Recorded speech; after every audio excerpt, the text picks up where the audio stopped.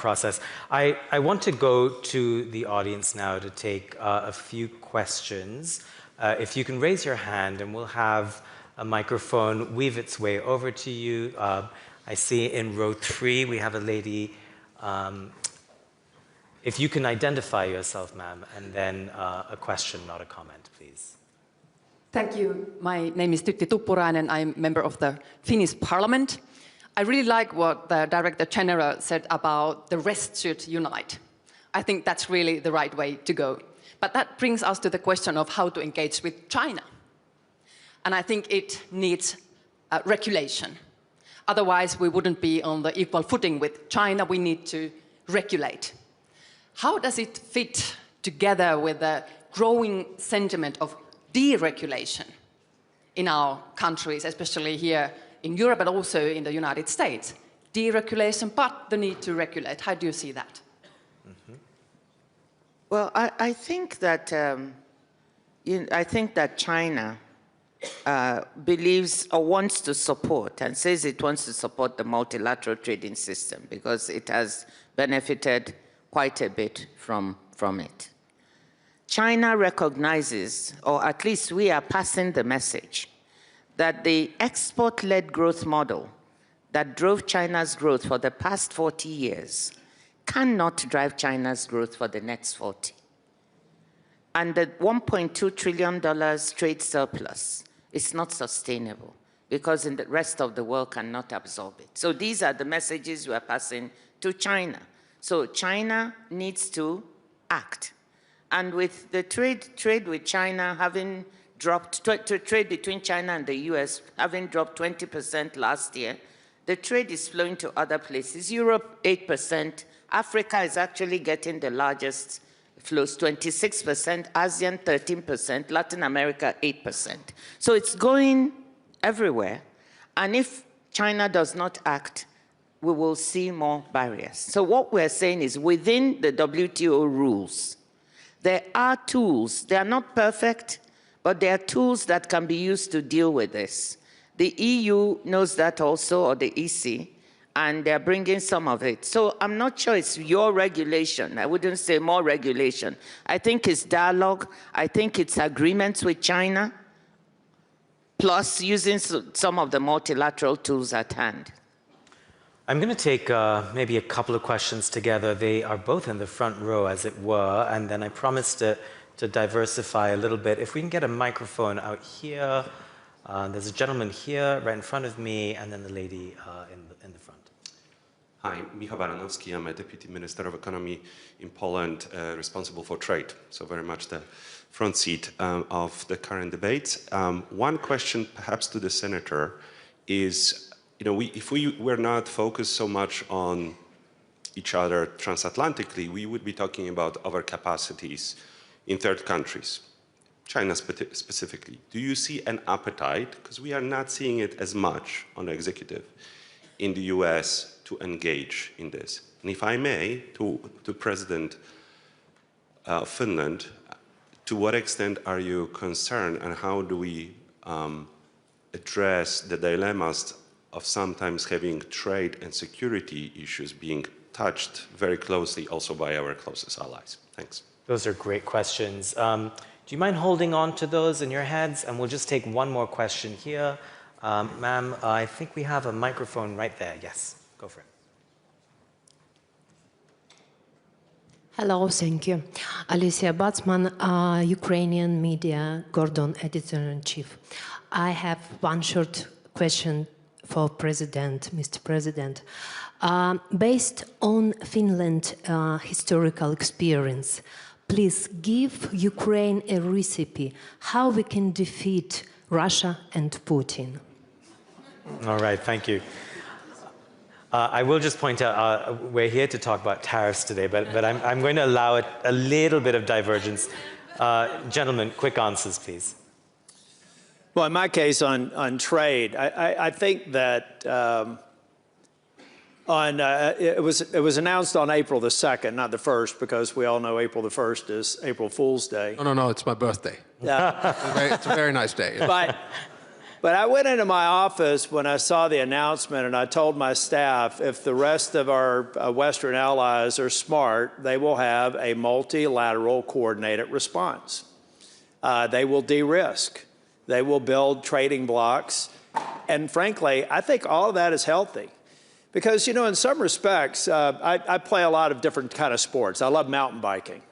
And I only get faster if I have somebody riding on my heels or that I've got to catch up with. And quite honestly, I think we've lost that spirit of, I'll call it not competition, but co-opetition, that comes through having a multilateral bloc that is at a more level playing field when the United States decides to make moves like this in the future. I don't think it's a bad thing. I think it makes us better if we do it right.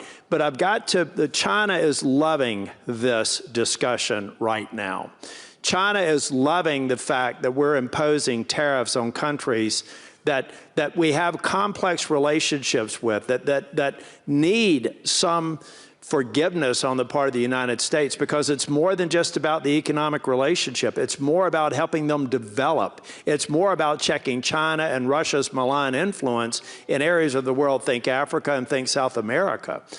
So anybody who's advising the president thinking that our spreadsheets all need to tally on some nation that's just barely developing in a young democracy or maybe a benevolent dictatorship misses the history lesson.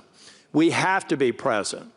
When we have a discussion about how China plays into the role of Western nations, I think about their metastasizing again in NATO allies with Huawei. We all remember the argument about how we had to de-Huawei from our NATO allies so our communications infrastructure is solid. Let's not repeat that mistake. But at the same time, we've got to recognize that co-opetition is good. I'm not the least bit frightened by a well-defined multilateral response to the U.S. so that we understand our limits and we build on that. All right. President Chib, go ahead with the trade answer. Maybe a super short, I know you've spoken about Ukraine extensively in other forums, so I'll leave you to a quick one there. I can't hesitate because Tom talked about Huawei and we're in Germany. You can always switch from Huawei to Nokia. It's a really safe network, and it works really well. Never miss an opportunity. I never do. On the trade issue, a very short answer because I think it's linked to the fundamentals of our transatlantic partnership. You will know that I'm pro-European, pro-American, and therefore, like Peter sitting next to you, by definition, pro-transatlanticist. I think there's a lot of noise in the transatlantic relationship right now. I think an element that Tom was bringing forward is correct. We need to take more responsibility when it comes to security. But let's not throw the baby out with the bathwater. And there are issues with where we can work with the Americans, NATO, defense, technology, minerals. In our case, actually, icebreakers.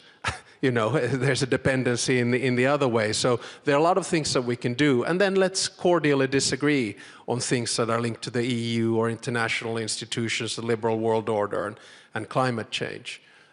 Then on Ukraine, I promised to bring in the tariffs on this. Very briefly, I'm not going to give you advice, but I think you're winning this war. And the reason I say this is that Putin has failed strategically. He wanted to make Ukraine Russian, it became European. He wanted to prevent the enlargement of NATO, he got Finland and Sweden. And he wanted to keep our defense expenditure down, and it's now going up to 5%. Secondly, he's losing on the military front. Remember that when the war began, Russia acquired 12% of Ukrainian territory. That's 12 years ago. Since then, 8%. In the past 2 years, 1%. In December, Ukraine was able to kill 34,000 Russian soldiers. They were not able to recruit back. So my answer is just keep on what you're doing, and at the end of the day, you will prevail and win this war. All right. We have just a little bit of time left, so I'm going to take a couple more questions on tariffs, please. Row 3, I see Natalie Tocci. If we can get a microphone over to her. And then there's one hand at the back. You know who you are. Yes. Question to President Stubb. So earlier you juxtaposed a multilateral and a multipolar system, and that resonates, of course.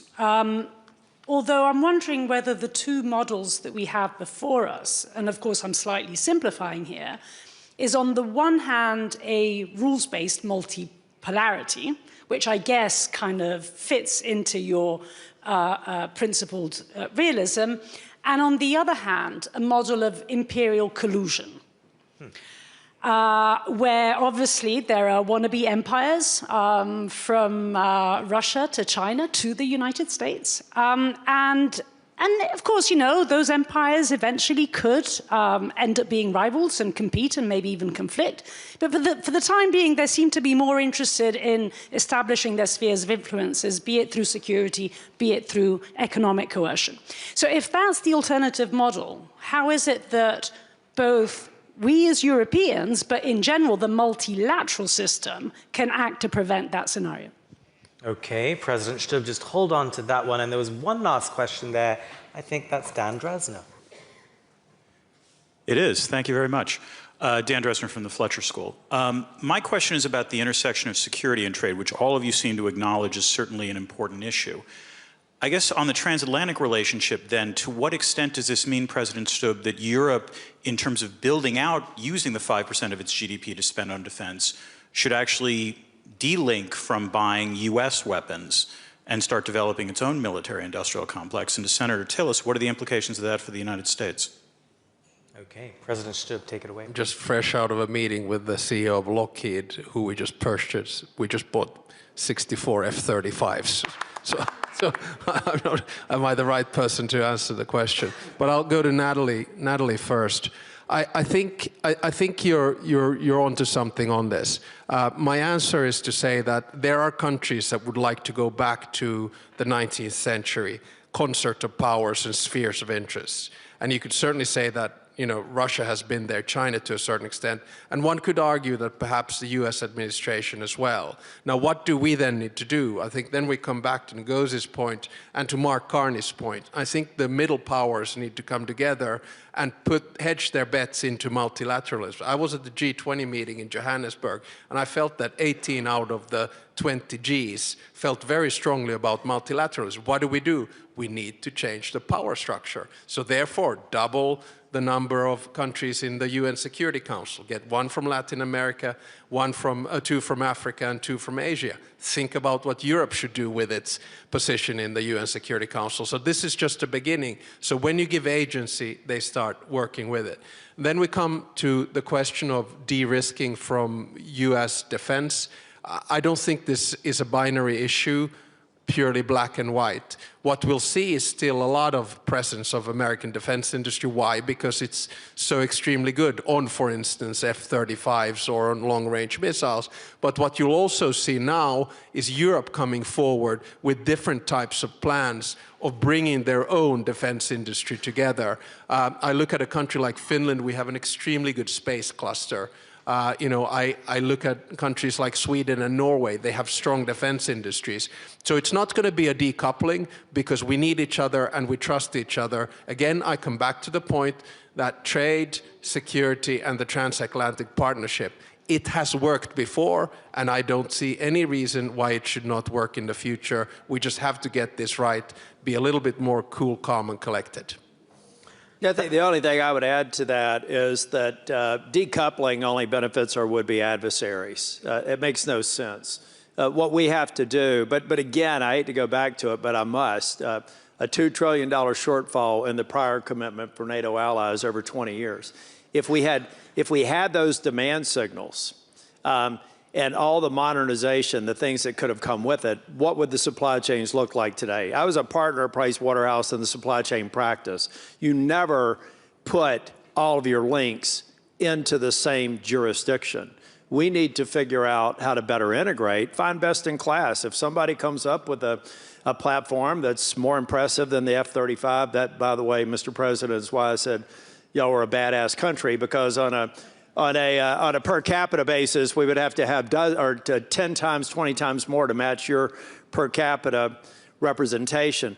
We find best practices, we build on them, but we build resilient supply chains that are ready for hopefully a conflict that never occurs. And I think we're exposed right now. So instead of competing, let's figure out how we can actually create synergy by working together. I don't think you put your eggs in any one basket. I'm clearly unapologetically pro-American and pro-innovation, but I think the best innovation comes from having tighter alliances, because the deeper our economic alliances and strategic alliances go, the further our relationships and our alliances will go over time. We're almost out of time. I'm going to take one very quick last question from Mike Froman, sitting right here. In row 4, the mic is making it over to you. A quick one, please. I think one of the challenges of this conversation is how it relates to the actual power in the world. You get the United States and China basically following their own set of rules.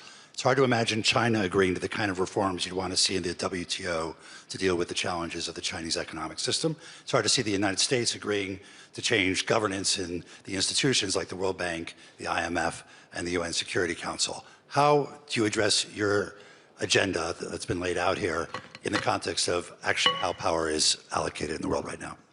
Director General, I'll just give you a very quick last word on this. Never say never.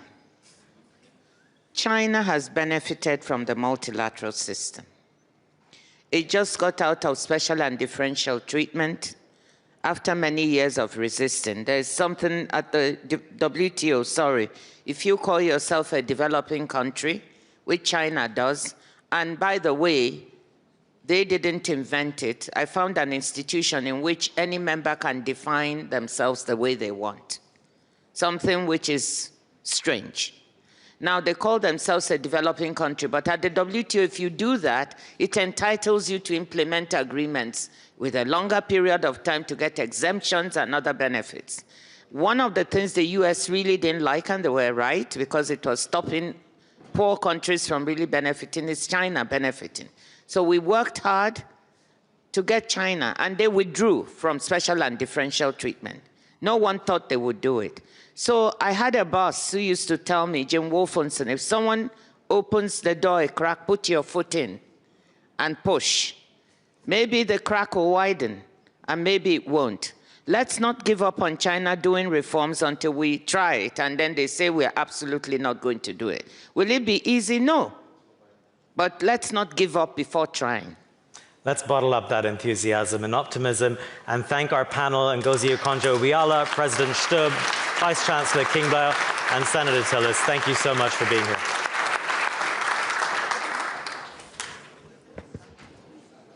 Ladies and gentlemen, please remain seated. The main program will continue momentarily. Ladies and gentlemen, please remain seated. We'll continue in just a moment.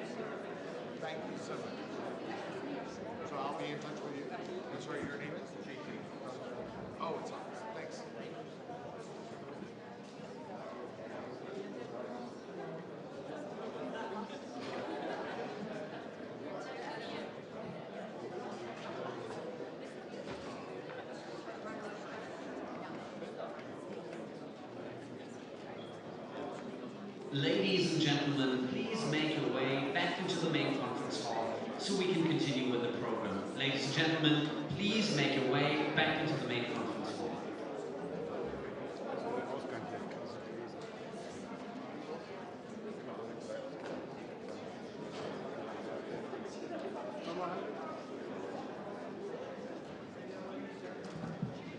HDSCI oben, außen ist unten, Bossen außen.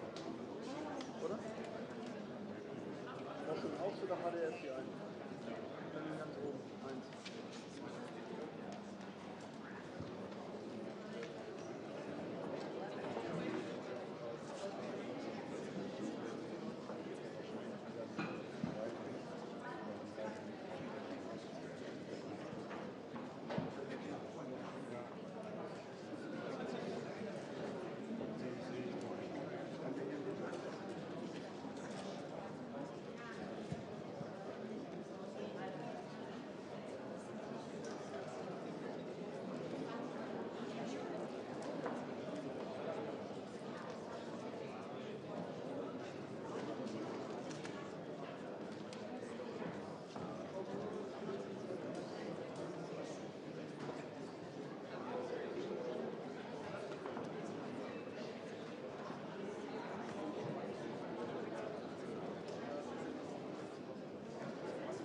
Ladies and gentlemen, we'll continue with the main program in the main conference hall. Please make your way back into the main conference hall now.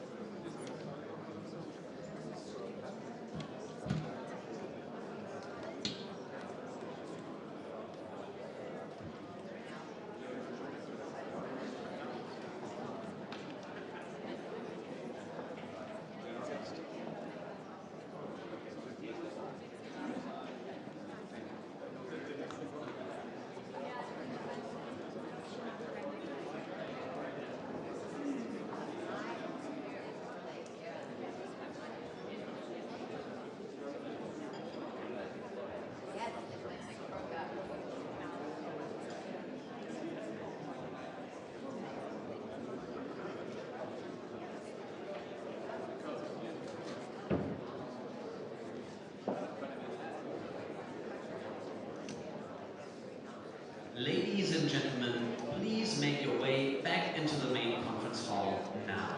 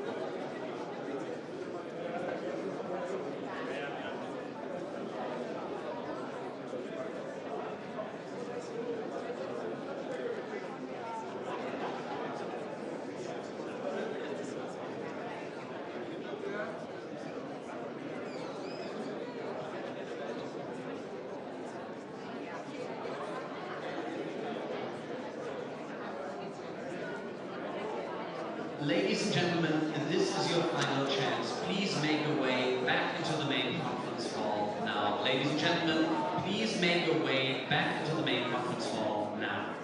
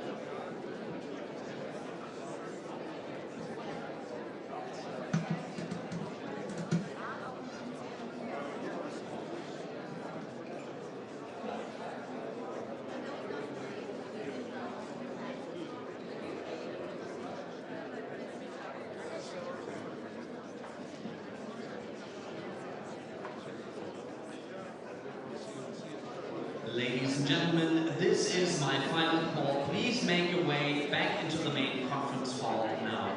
Ladies and gentlemen, we'll close the door to the main conference hall now. Please make your way back to us right now.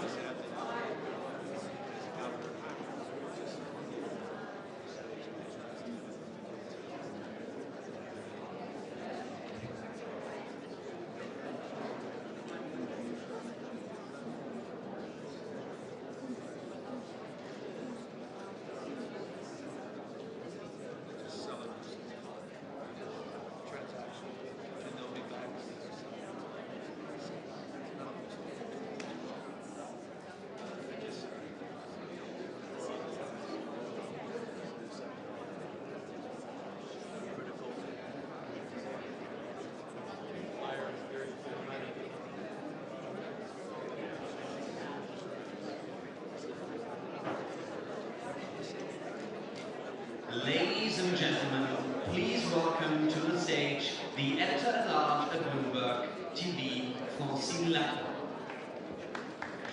Thank you, everyone. I hope everyone's caffeinated because we have a long day ahead, and I could not be more happy to speak to my next panel. So I'm going to get straight to it because we only have 45 minutes. We have 4 fantastic panels, and we also have a chance to ask, to hear questions from the floor. So I'd love to welcome on stage Ralph Regenvanu, Minister of Climate Change Adaptation, Meteorology and Geohazards, Energy, Environment and Disaster Management for the Republic of Vanuatu.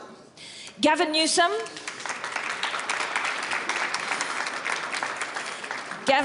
Governor of the State of California of the US of A. Lydia Pereira, Vice President, EPP Parliamentary Group, European Parliament, Brussels, and Andrew Forrest, Executive Chairman for TESCU Perth. So look, we only have 45 minutes to try and tackle one of the biggest concerns that we have. But to start us off, do you guys feel a little bit forgotten? Peak climate concern was around the COPs in Glasgow and Dubai. We're in Munich, defense is rising. Is climate change falling off the agenda? Governor? Falling off the agenda, I fell off a cliff. I was down at COP. The United States was a footnote. China sent close to 800 delegates. The United States didn't even send a stenographer. They sent nobody. They've completely walked away, abdicate any role in relationship to the issue of low carbon, green growth. President Xi is celebrating.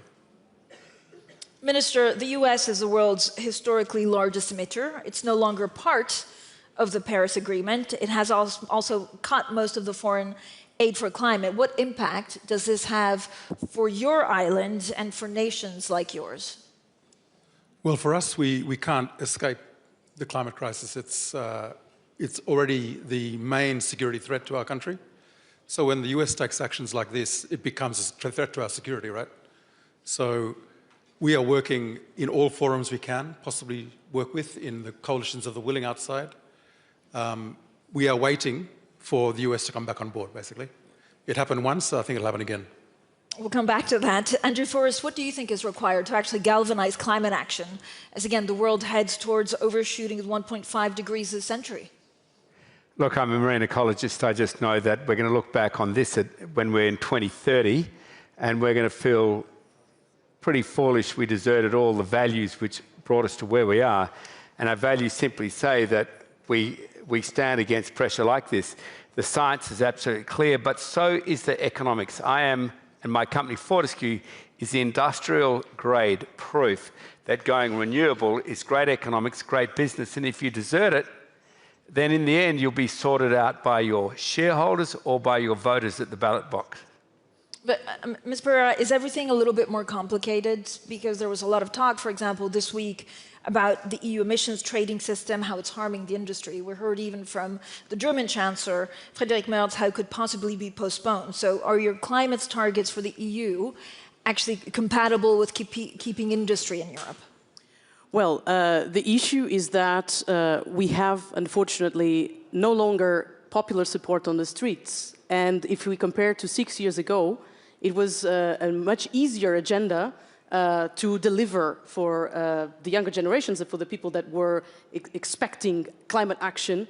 And today is not the case. But at the same time, what we do see is a clear commitment from the European Union, because we have our climate law that is binding, and until 2050, we are delivering policies. We are correcting some of the things that we didn't do so well in terms of over-regulation, but the commitment and the ambition and the targets remain the same, and it's climate neutrality by 2050. Governor Newsom, what are you doing to fight the US federal government's reversal on climate policies? I'm showing up. And look, Donald Trump is doubling down on stupid. California has been a leader in climate policy going back to Ronald Reagan. 1967, Governor Ronald Reagan established the first tailpipe emissions in the United States of America, created the California Air Resources Board. 3 years later, a president by the name of Richard Nixon, another Republican, codified California's leadership under the Clean Air Act. Never in the history of the United States of America has there been a more destructive president than the current occupant in the White House in Washington, D.C. He's trying to recreate the 19th century. He's a wholly owned subsidiary of big oil, gas, and coal. He's quite literally reopening coal plants in the United States of America. He's received close to $500 million in campaign contributions. He asked for $1 billion, look it up, in return for basically eliminating all regulations in the United States of America. De facto, he just did that yesterday with federal regulations and the endangerment finding.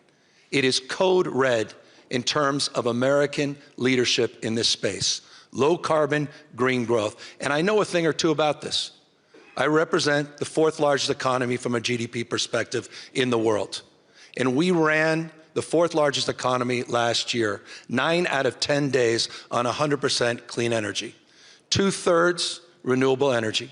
We've seen our GDP grow by 81% since 2000, and we've reduced our greenhouse gas emissions by 21%. 7 times more clean energy jobs than fossil fuel jobs.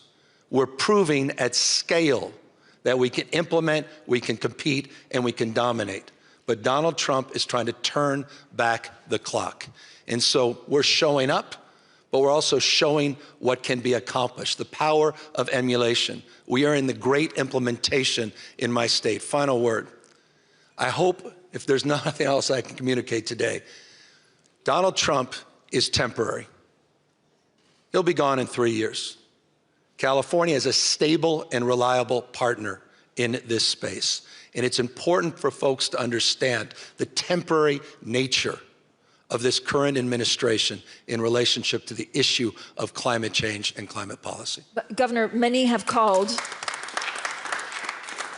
Many have called Joe Biden the climate president, but that didn't help with his re-election. So how important do you think climate issues will be back for the 2028 presidential election? Well, you may not believe in science, but you got to believe your own eyes. I mean, people are burning up, choking up, heating up. We have simultaneous droughts and floods. Historic wildfires. You know maybe little about California. You've seen those images of these wildfires. Talk about being as dumb as we want to be. Places, lifestyles, tradition, being wiped off the map. Greenville, Paradise, California. And so this issue has been brought home in a very personal way, not a political way. And Senator Whitehouse is here. He's also someone that deeply understands that climate risk is financial risk. It's becoming uninsurable.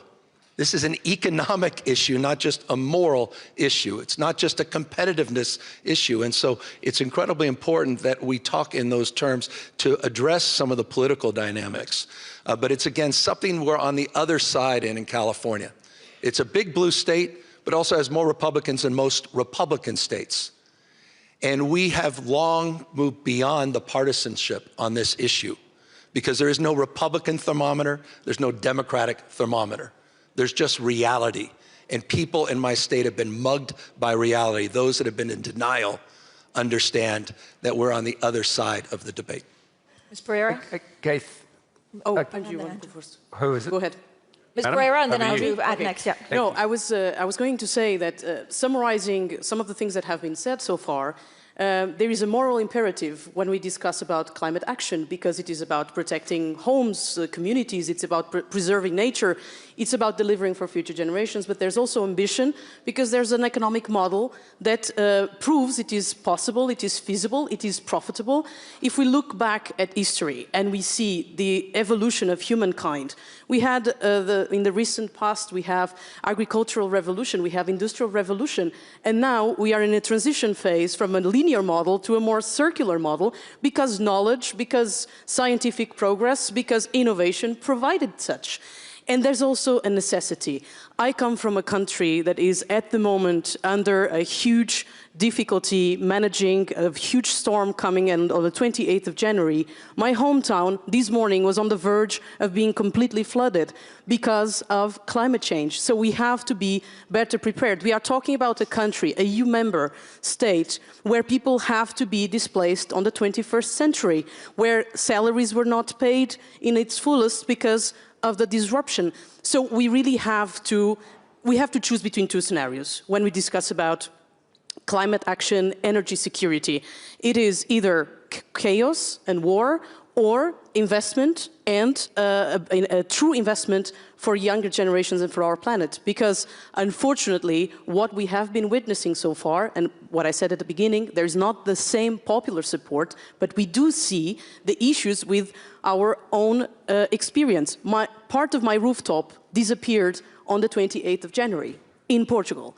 So we really have to take action, and obviously we have to convoke everyone in our planet to make part of the difference that we have to deliver for younger generations.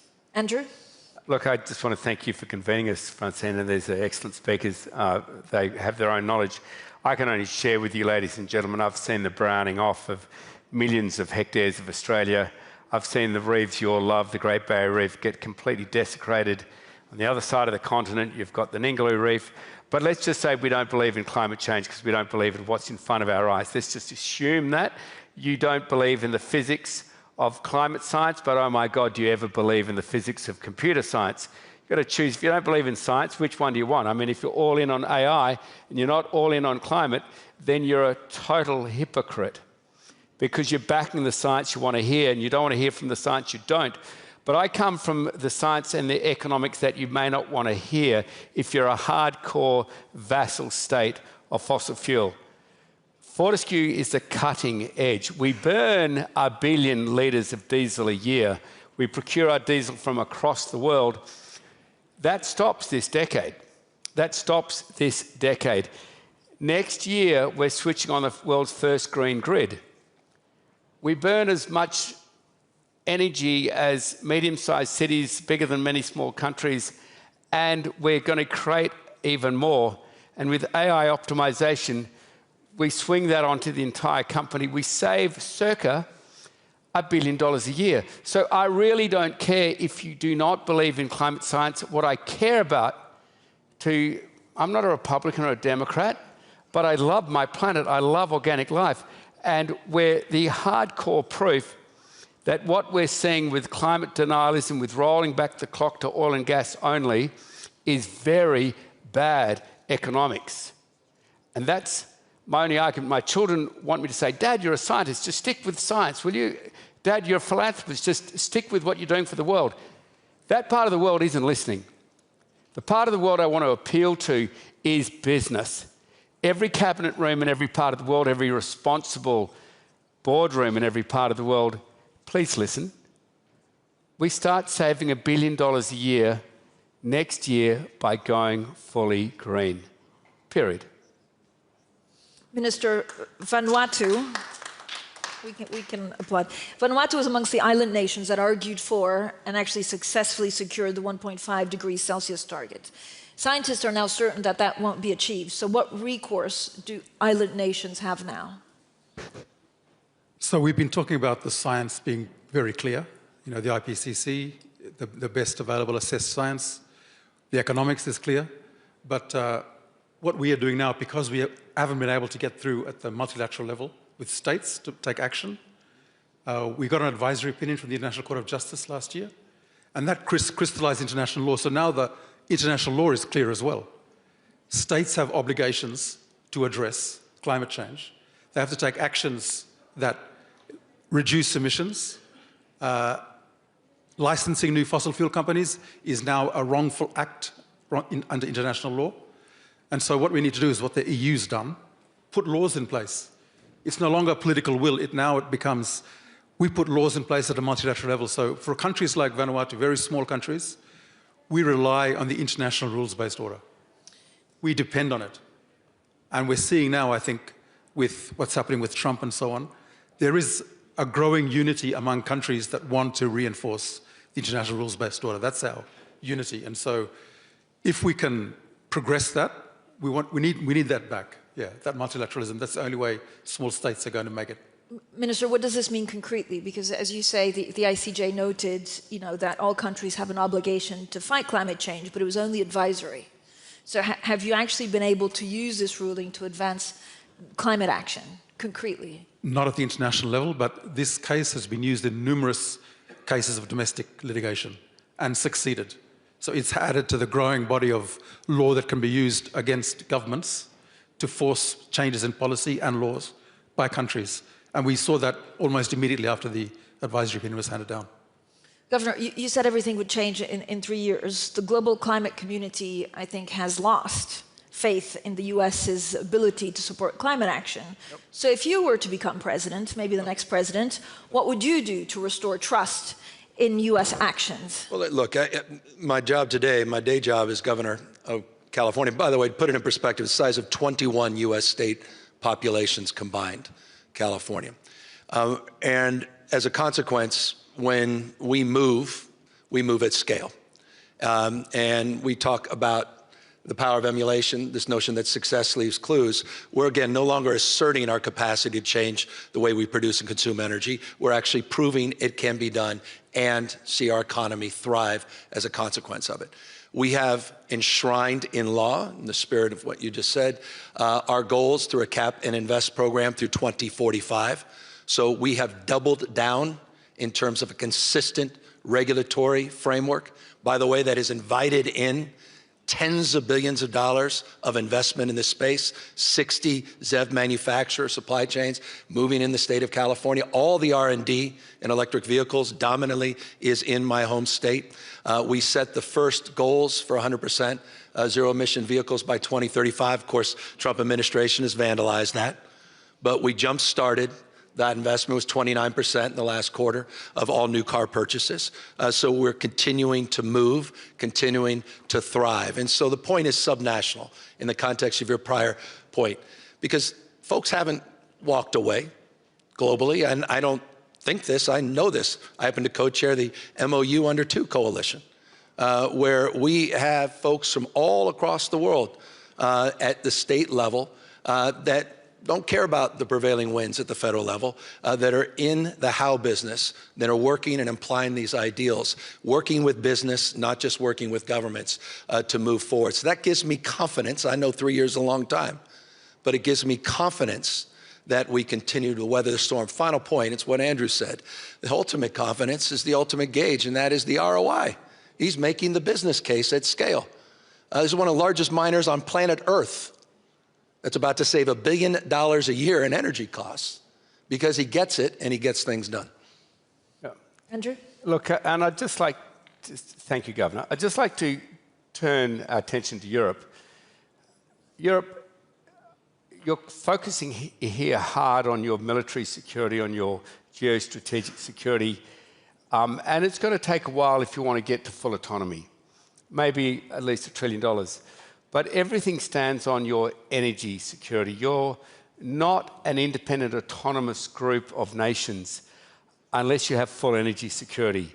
Switching between President Putin to President Trump, well, choose your own poison, Europe. I'm just saying that if you wind up with 80% of oil or gas coming from one country, it doesn't matter if it's the United States or Russia, I don't think you're that autonomous. So my simple message to you is you have a bank of energy called North Africa, which is multiple times of anything which Saudi Arabia will ever produce, and it's right on your doorstep. The Kingdom of Morocco, it's a 14th century monarchy. It's a little stable, it's a little boring. That's perfect to develop very large energy systems in. So I'm putting a proposal to Europe now that we develop a fully green state in Morocco. We drive down energy prices, making Morocco one of the most investable nations on earth. That helps a huge amount with all your immigration issues across Europe. But it also helps Europe massively because it can drive the greening of Western Europe. Now, we can do this. We've proven it in our own company, Fortescue. Trust what someone does just as much, even more than what they say. We're doing it. We can take that model straight across to Morocco, straight across to Europe. Laying cables at 2 to 2.5 gigawatts of cable isn't difficult. We can do it in about a year. We lay 40 to 50 of these electrical cables, which we can do. It's within our balance sheet in the next several years. And we've created an energy supply for Europe approximating the scale of Germany. And so Europe, you reach to the Nordic countries and you got way more energy independent. And now I'm saying reach to your other neighbours, reach to Morocco, and reach to Fortescue. Fortescue will stand behind this and turn Europe green to have much more competitive energy prices. You'll be in command of your own destiny. You will not be a vassal state to anyone. Lydia Pereira. What Andrew is saying is very right, and that's actually the case for clean technologies. I have been pushing for this agenda in Europe. California is a great example, but yet the investment on clean technologies, if we compare Europe and US, in the US there's still, even if Donald Trump is not engaged with his concerns for climate change, but still the venture capital on clean technologies in the US is double or far more double than the investment that is made in Europe. But it is true, like in Europe, we don't have natural resources, so we better invest our knowledge, our money into a technology that we still have some level of, we are still pioneers on some of those solutions. And obviously, when we talk about climate, it's obvious that disruptive weather events, they expose our vulnerabilities to critical infrastructure. And once again, referring back to what's happening at the moment in Portugal, like there's still people without electricity, there's still people without access to water. So it is a vulnerable country at the moment. Not to speak about the recovery costs that it implies. We are talking about specifically 4.5 billion euros just for this occasion. So I would say clean technologies and fixing the fragmented energy market in Europe, it is crucial to be strategic and talking about defense. And if we talk about defense, we cannot be talking about fighter jets that use oil resources, right? We have to find alternative ways to be able to not to depend on third countries. So when we talk about climate, we are talking about security, we are talking about innovation, we are talking about an economic model that I think Andrew very much well put it forward. And I think it is something that we really need to push for in Europe, and it needs the commitment from prime ministers. Because I can tell you, I come from the European Parliament. The issue is not in the European Parliament. The issue is at the heads of state to agree on the strategy to pursue and combining national objectives and European interests, which is often the case, the national interests and the European objectives. But I think we have to shift here a bit the mindset. And the EU has agreed to cut emissions quite significantly, but there's not a real framework for post-2030. So what needs to be in it? And actually, can you do that with coherent policy without adding too much bureaucracy in these times? Well, that's exactly what we are trying to address. We want to simplify, to be easier to attract investments to Europe. And as I said, we have to bear in mind the following. When we adopted the climate law, it was at the peak of the pandemic. So we have delivered for what people's aspirations were at the time. But there was also sometimes not the easiest of the political context to agree on what should be more feasible as well for businesses. And that's why it is so important that we address the issue of bureaucracy and we can show that it is possible to have economy and environment going hand in hand. Because without economy, without prosperity, we don't have then innovation to pursue our climate goals. So we really need to fix, and that's why this, and that's why the omnibuses are the simplification processes that are in course are so important to be able for member states to achieve these goals. But once again, a lot of the issues still remain in the capitals. And it is very crucial that in the Council, even this week, there was a discussion about competitiveness, about where we want to go in the long term. So, prime ministers, this is a wake-up call. We need your leadership as well, because we know that the national politics consume a lot of their time. But if we don't fix this, we don't deliver on the European interests. And geopolitics, when we talk about energy transition, there's a trade element here. So it is a geopolitical discussion. And that's why the capitals the prime ministers really have to be aligned in delivering on these common objectives. Minister, how can countries in the global north and south overcome their current differences and join forces? Well, a good example is what happened at COP30, where a group of about 80 of us decided to have this meeting in Colombia in April. To find this fossil fuel pathway that we need to get off the addiction to fossil fuels. We couldn't do it at COP in the political process because there were countries stopping. It's a consensus-based thing, so a few countries can hold us ransom, but we took it outside, and we'll be holding a meeting in the Pacific for Pacific Island countries next month, preparing for that meeting. Every region's doing it. And then we go there and we come up with something and we try and tie it back to the UNFCCC process. But otherwise, we're setting up these legal mechanisms, this accountability, and agreeing to, for example, trade measures. EU's taken the lead on that. Other measures that we can agree as a group of countries that we want to implement together and see if we can bring that back to the larger group. Governor, Chinese electric vehicle manufacturers are actually producing high-quality vehicles at lower price than US competitors, right? Given California's 2035 zero-emission vehicle mandate, do you believe the state can realistically meet those targets without access to Chinese EVs? Well, if there's any state that can, it's California. But look, my state of mind, let's clarify. 70% of global EVs are coming from China. And it's statecraft for them. It's about supply chains. It's about influence. It's about dominance. These guys aren't screwing around. I say this with admiration. They're flooding the zone in Europe. They're flooding the zone in South America.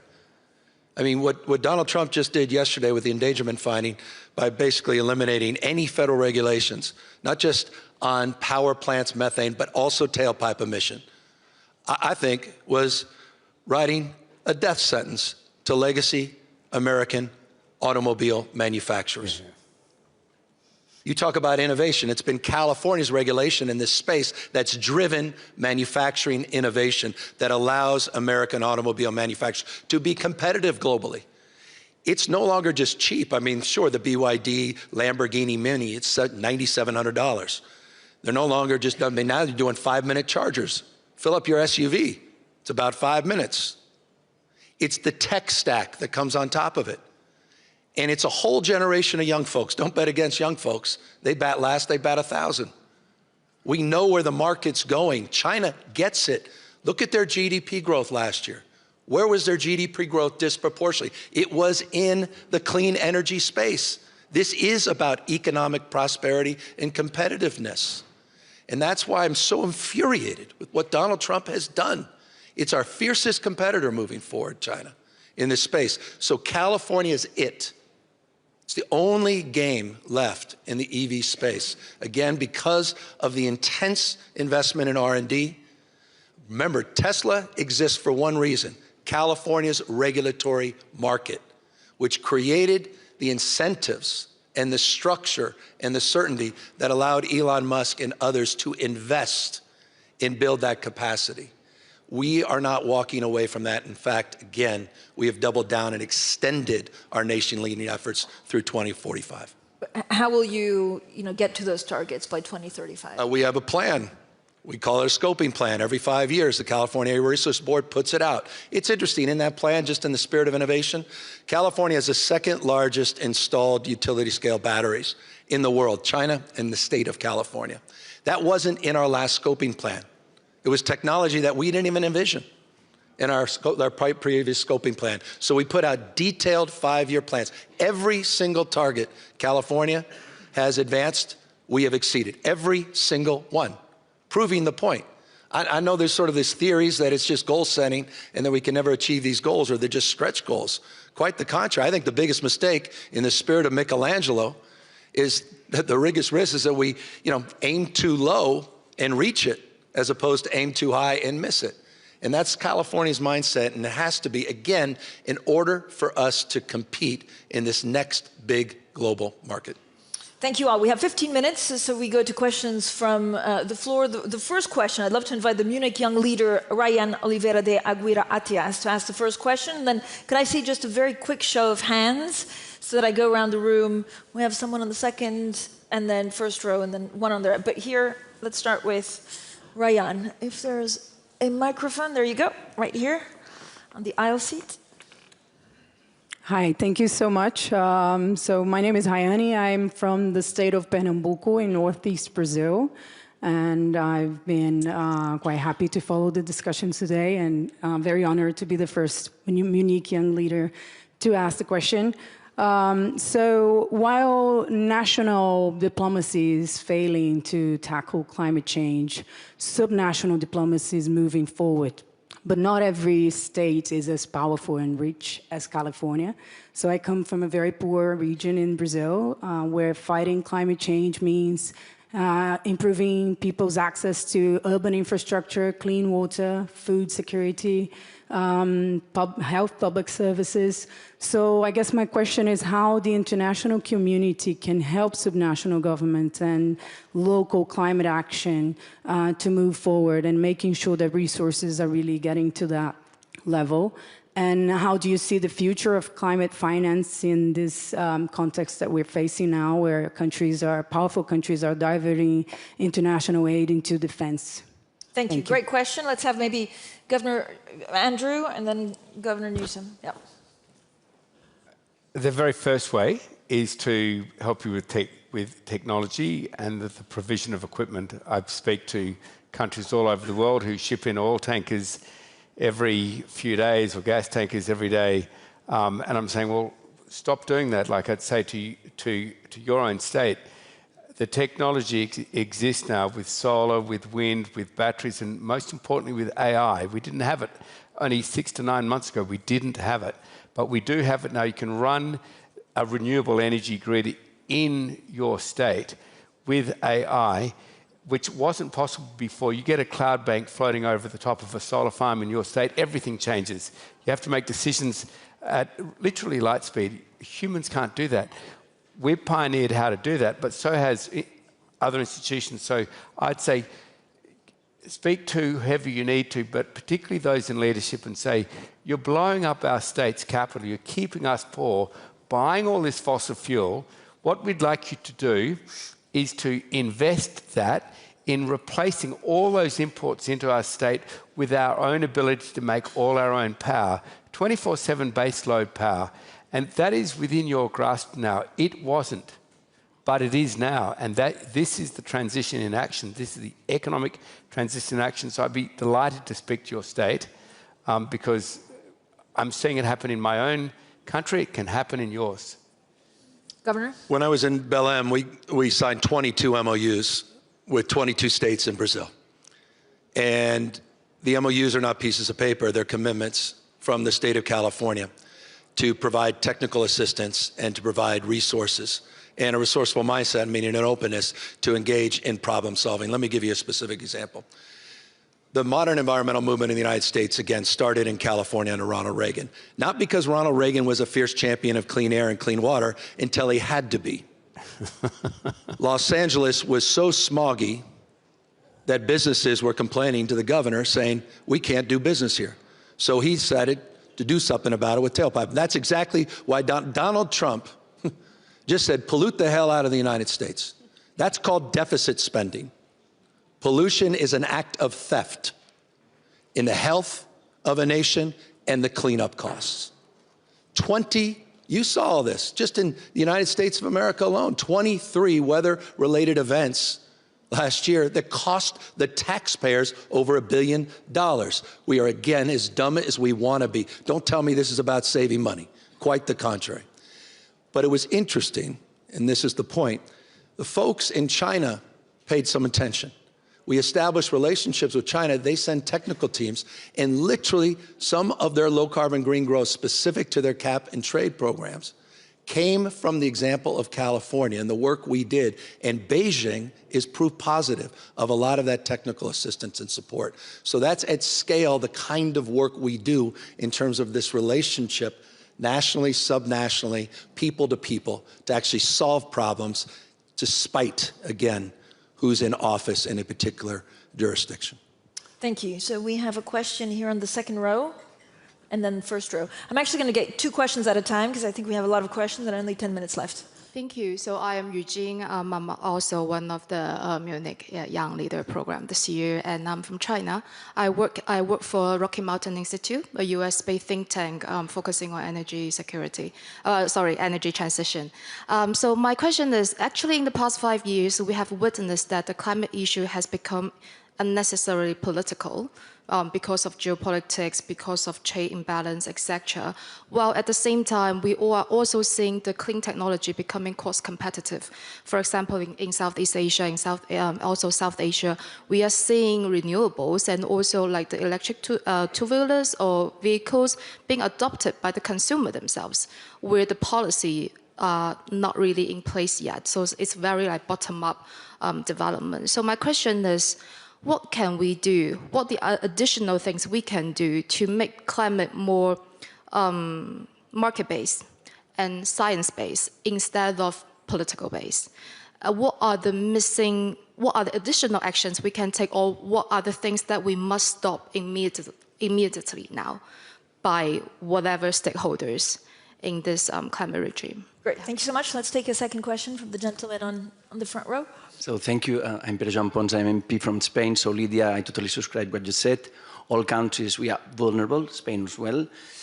Second thing, I'm the president of the Parliamentary Assembly of the OSCE, 57 countries. 2 things. First one, how can revert this idea that the transition and climate change is paid by middle and lower classes and the elites are taking advantage of this? And the second question is, can we dissociate security of climate security? There cannot be climate security without global security. So I think it's an oxymoron. But look at the room; it's not fully empty, fully booked. But it is the key issue, that this is a political link to both issues. Thank you. Great questions. Lydia Pereira, do you want to get us started? Yeah, I will start by the last one. Well, indeed, we have to acknowledge that things have changed. That's why I said, I refer to the example of the popular support in the streets. It is not the same. Things have changed. But at the same time, it is a responsibility from the leaderships to stay in course in the actions that we decided some years ago. Because if we start being uncertain about the policies to take, then it doesn't bring any assurance for the business community. And this leads me to the first question. I think there's a huge responsibility, a corporate responsibility, to be more active and more outspoken, like Andrew said, about these issues, because companies are also affected by climate action or climate effects. So it is really important, and we have to learn, and here it is a challenge for the media eventually, media and social media, but we have to learn more about the success stories that our climate action is bringing to prosperity, to salaries. People have to feel in their electricity bill the opportunities that investing in photovoltaic panels brings, more than using the normal usage of electricity. So it has to be felt by people. The same way, unfortunately, that it is felt when we have a climate disruption, like the example I gave, when my rooftop, part of it just disappeared. The other way around, the positives of what the economic model that underlies in the climate action, then I think we can stay in course. But to conclude, the business community is really crucial here, and I see a lot of silence, and I see a lot of fear sometimes when it is the time to be more vocal. And I'm saying this because, as a member of the European Parliament, we had now the discussions about, and the decision about Mercosur, the trade deals. Trade deals are, by the way, great instruments to make sure that everyone takes its part in the climate action. Mercosur, a huge opportunity for the European industries at large, all the sectors, from agriculture to automotive. But there was a vocal mobilization from farmers against Mercosur, but the impact for the industry is huge. So it is time for businesses to speak up about the good things, about the positives that this transformation is bringing to the world. And we don't see that. We only see the worst part of only when there's climate disasters or whatever, but we don't see what the clean technologies are bringing for families and for companies. So it has to be visible for people so they feel mobilized in the efforts that we are making and in the salary that they are taking. Andrew, I mean, we've talked about this in the past, that a lot of people may, a lot of chief executives maybe continue on this path, but they don't want to be vocal because they're worried about politics. Yeah, look, if I can just answer your question very concisely. I think, of course, the way you frame the question, you're already doing very much the right thing, but I'd ask your leaders now, when are you going to stop burning fossil fuel? Name the date. And you're not doing it because, on one side of your life you're a scientist or a philanthropist or whatever. You're doing it because you want a better economic solution. You want a higher standard of living for lower cost of living. And if they say, well, oh my goodness, I don't think I can name a date, then say, well, the technology's there, the examples are there, the talent with you isn't. What about you get off the stage, give the microphone back and hand it to someone who will name a date to get off fossil fuel? You'll all be better off. Okay, we have 5 minutes. I'm going to try and get 2 more questions. So here on the third row, and then I don't know if there's a microphone coming. So that's the first question, and then we can take a final last question. They're from the person sitting in the booth on the left afterwards. Yeah, go ahead. Governor Newsom, hi. Lutika Burke from Andrew Forrest's native Australia.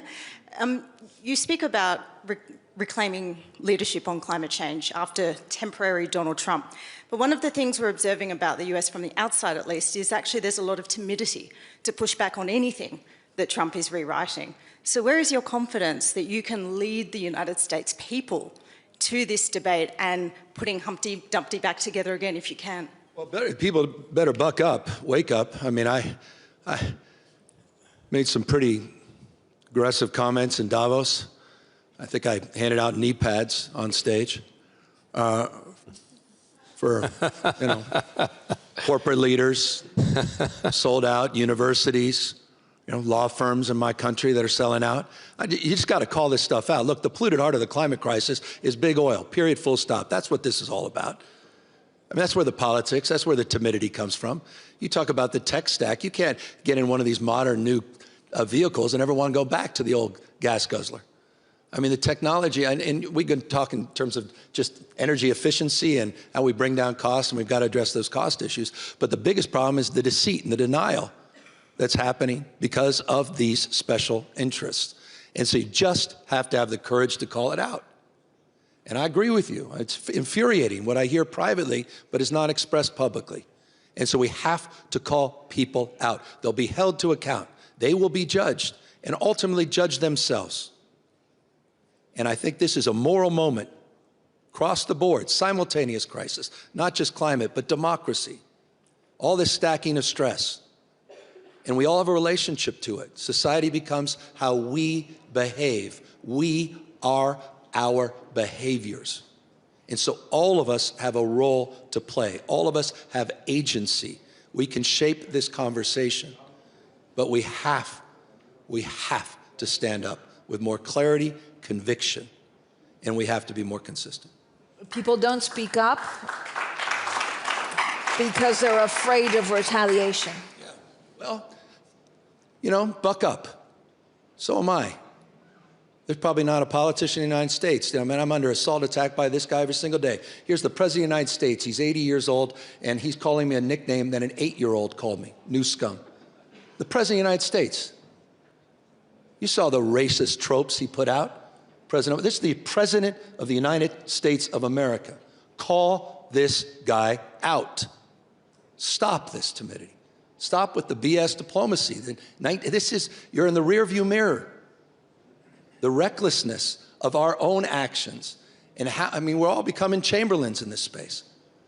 We have a supine United States Congress, so we have to stand up. Corporate leaders have to stand up.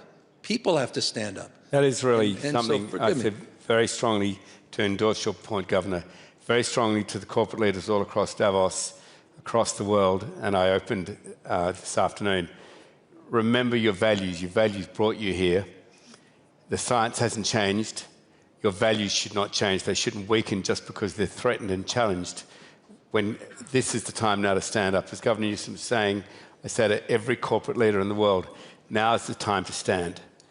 Face into this onslaught against your common sense, against your own values. 2030, you're going to be judged. Please be judged well. Act now. Do not fade. Do not go quiet. Do not go silent. This is the time to speak up, and this is the time to act. Thank you. I promised the last question. We're almost out of time, but please go ahead.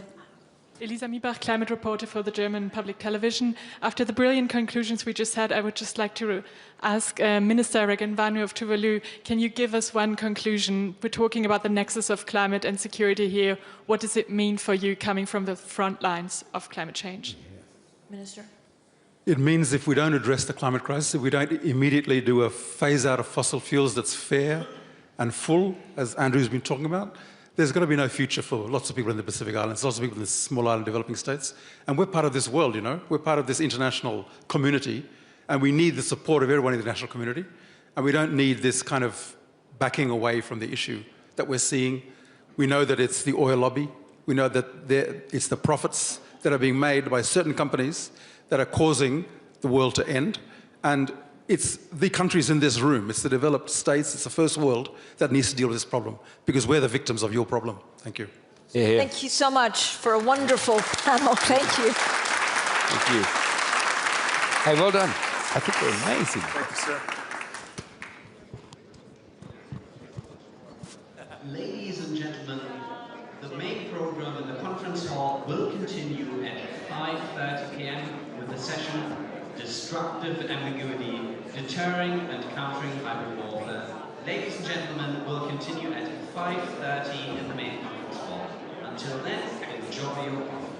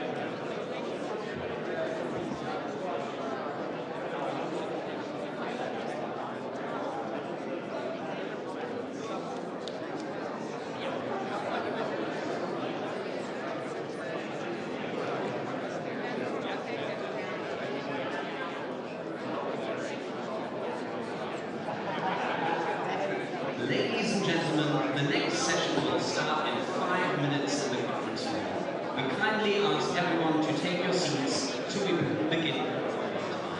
Ladies and gentlemen, please start making your way back into the main conference hall.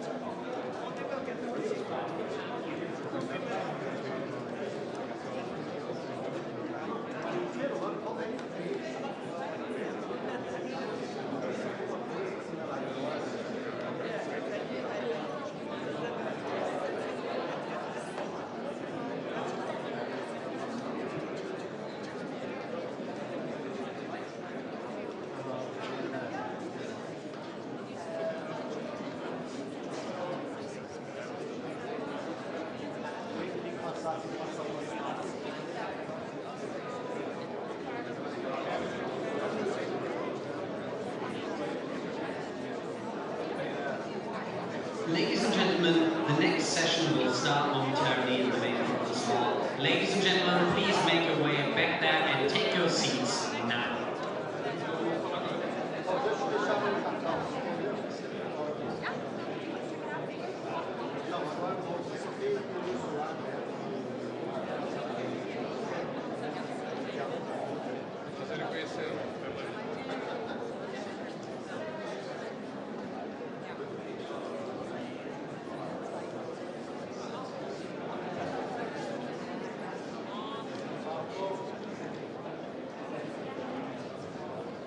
Ladies and gentlemen, please take your seats in the main conference hall. We'll start with the program. Ladies and gentlemen, please take your seats in the main conference hall now.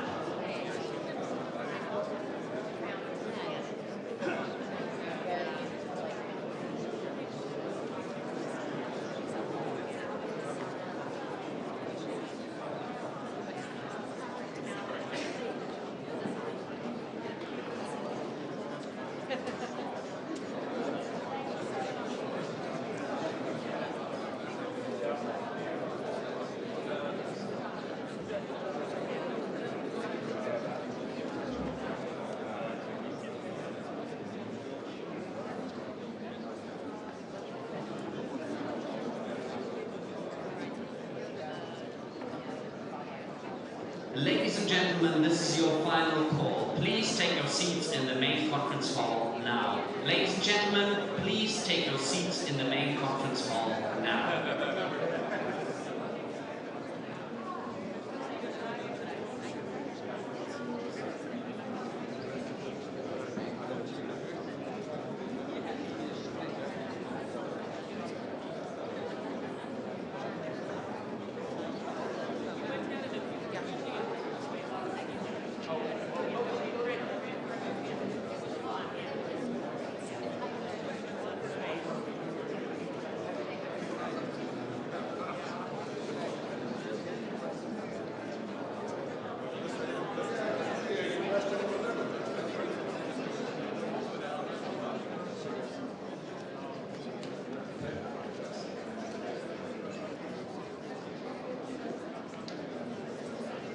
Ladies and gentlemen, please take your seats in the main conference hall. We'll begin with the program. Ladies and gentlemen, please take your seats in the main conference hall now.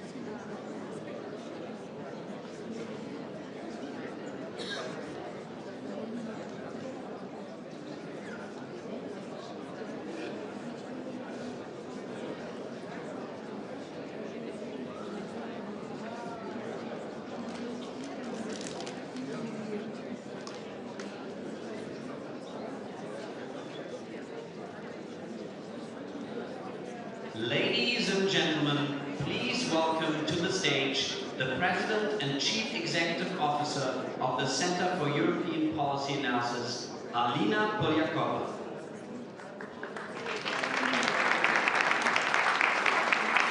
Good afternoon. It's my absolute pleasure to be here at the Munich Security Conference to chair and moderate a very important panel on destructive ambiguity, deterring and responding to Russian hybrid warfare.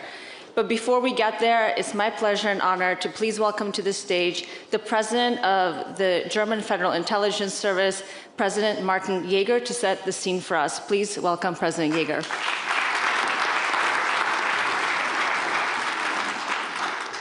Thank you, Alina, and ladies and gentlemen. Doing a scene setter is something new for me. I usually do and often do intel briefings. However, I usually don't do these briefings in public town hall meetings. So let's see how that goes. 72 hours ago, I was standing in Kiev, and now I'm standing here at the Bayerische Hof. The gap between these two places could not be wider, and exactly that gap is the target area of Russia's hybrid war or shadow war. First, important observation. What we understand as hybrid warfare is inherent to Russia's understanding of warfare as such. President Putin uses hybrid measures not just to secure Russia's strategic interests, but also to prepare the battlefield and to complement direct military force. The Kremlin's hybrid operations in Ukraine, already since 2004, are a case in point. The aim of Russia's warfare, hybrid warfare, is threefold. First, divide NATO. For over a year now, we have witnessed Moscow testing NATO. Airspace violations by drones in Poland, attempts to blow up railway tracks, all that is meant to disclose differing reactions of NATO member states and ultimately split the alliance between Europe and the US. Second aim of Russia's hybrid warfare is install governments with more pro-Russian views. To this end, Moscow drives wedges into our societies and tries to manipulate election processes. Elections in Moldova and Romania are recent examples, and we expect more hybrid campaigns throughout this election year in Germany. Third aim, paralyze Brussels.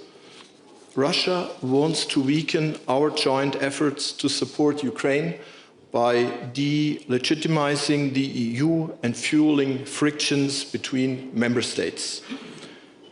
This is dangerous, not just for our Ukrainian partners, but for all of us.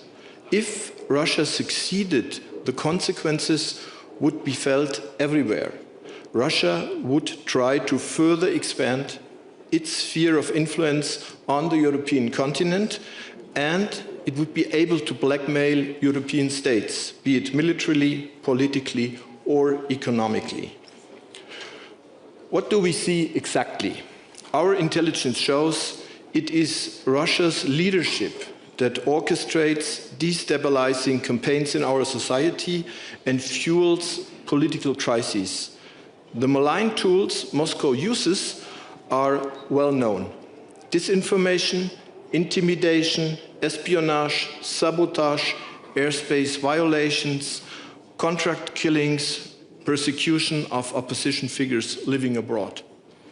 Let me give you a few concrete examples. Espionage. Russia gains information information superiority and fosters mistrust with up to 60,000 intelligence officers worldwide. And this does not include an even larger number of co-opted individuals, former military personnel, procurement helpers, and other proxies. Just this January, a woman was arrested in Berlin, allegedly having spied for the Russian GRU for years. Sabotage. Our Federal Criminal Police Office registered 321 suspected cases of sabotage and more than 2,000 drone sites in 2025. It is likely that Russian actors and their Telegram agents are behind numerous of these incidents. In planning and executing operations, Moscow not only tolerates but also consciously accepts the involvement of innocent victims. To name just one case, only due to a flight delay on July 2024, did the air freight of a DHL plane not explode in the air, but on the apron in Leipzig. This information. Just 2 months ago, the federal government, the German federal government, attributed a massive hybrid influence operation to Russia. The German intelligence services were able to prove the involvement of Russian actors and Moscow's direct responsibility. With the Storm 1516 campaign, the Kremlin, with the support of the GRU, attempted to influence the last federal election and to interfere in the internal affairs of the Federal Republic of Germany. Our analysis has shown that the campaign spread artificially generated pseudo-investigative research, deepfakes, and fabricated witness statements on various platforms. What can you do about it? The threat emanating from hybrid warfare has been recognized. There are numerous initiatives, declarations, and strategies within EU and NATO. But we likely agree we have not been successful enough. Deterrence is not working yet.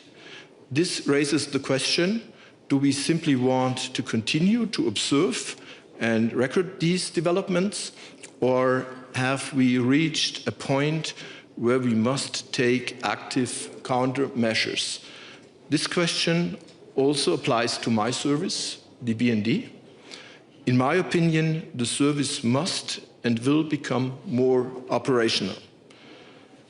All that requires a whole of government approach. Deterring hybrid warfare starts with resilience, and resilience starts with understanding Russian thinking and acting, not just among experts and politicians, but among the wider public, because the public is the main target. It is the public that needs to understand that seemingly unrelated hybrid activities are strategically related hostile acts, that we are no longer in a time of peace, and that Russia is playing the long game. We need to start doing so as well. Thank you.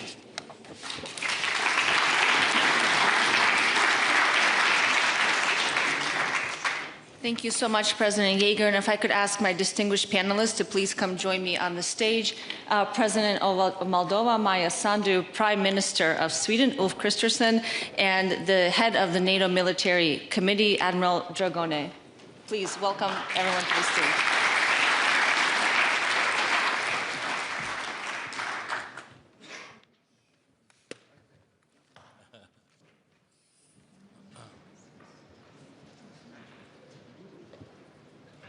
So I listened very carefully to what President Yeager said in his scene-setting remarks, and I want to get straight into the discussion since we are in Munich time here and don't have a lot of time.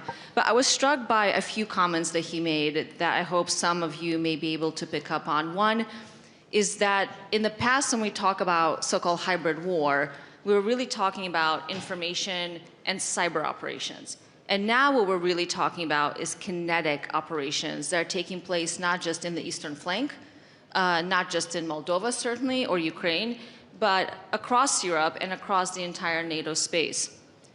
I think the second thing that I was struck by is that not only are these operations intensifying across the NATO domain, they are intrinsically linked to Russia's conventional war against Ukraine and part and parcel of Russia's strategic objectives to not just undermine NATO, but the entire cohesion of the EU and Europe at large. So I think we're facing an expansion of the Russian war in Ukraine, and we must see these two as deeply, deeply interlinked and think much more strategically about how to be not just reactive and not just think about deterrence by denial, but I think we need an entire new theory of deterrence to counter and defend against this type of shadow war, as we call it at my institution, SIPA. So President Sandu, I want to start with you. We have known each other for a little bit of time, and you are certainly a beacon of democracy and resilience in the eastern flank in Moldova. I wanted to start with you because Moldova has been the front line, and you have had a front row seat to Russia's hybrid attacks and Russian kinetic attacks against your country. When you think about withstanding this constant barrage of shadow war, what would you like your fellows, your counterparts in the rest of Europe who are maybe encountering this for the first time to really learn from your experience? Thank you very much. In the case of Moldova, we have experienced probably all the elements of the hybrid war, and not all of them are going to be used in your countries, but the most important one is the cognitive war, because this is difficult to see, and this can have significant impact. In the case of Moldova, Russia's narrative has been, you are a small country, you have a weak state, your institutions are not able to protect you, to deliver. They try to portray us as a corrupt leadership, saying that EU choice is a bad choice, EU is not for you because EU has different values or it does not respect your traditional values, and that in the end, if you do not vote for people who support Russia, then what is happening to Ukraine is going to happen to Moldova. So the narrative has been like that, and of course the economic situation being affected by the war in Ukraine was not great, and this was also used by Russia. When the living standards are not growing, it's easier for Russia to use that. So we have seen all of it. Cyber, just to give you one example, the day of the elections, the Central Electoral Committee site received almost 1 billion malicious requests. The idea was to take it down. And why was that important? Because they wanted to discredit the elections. In Moldova, for many years, you can see immediately after the elections the counting of the results. So like in 2 hours, 3 hours after the elections end, you know who won the elections. Imagine if last year when we had the parliamentary elections, at some point the site would go down and then people will believe, like Russia kept saying, that these are false results. So 1 billion of such attacks.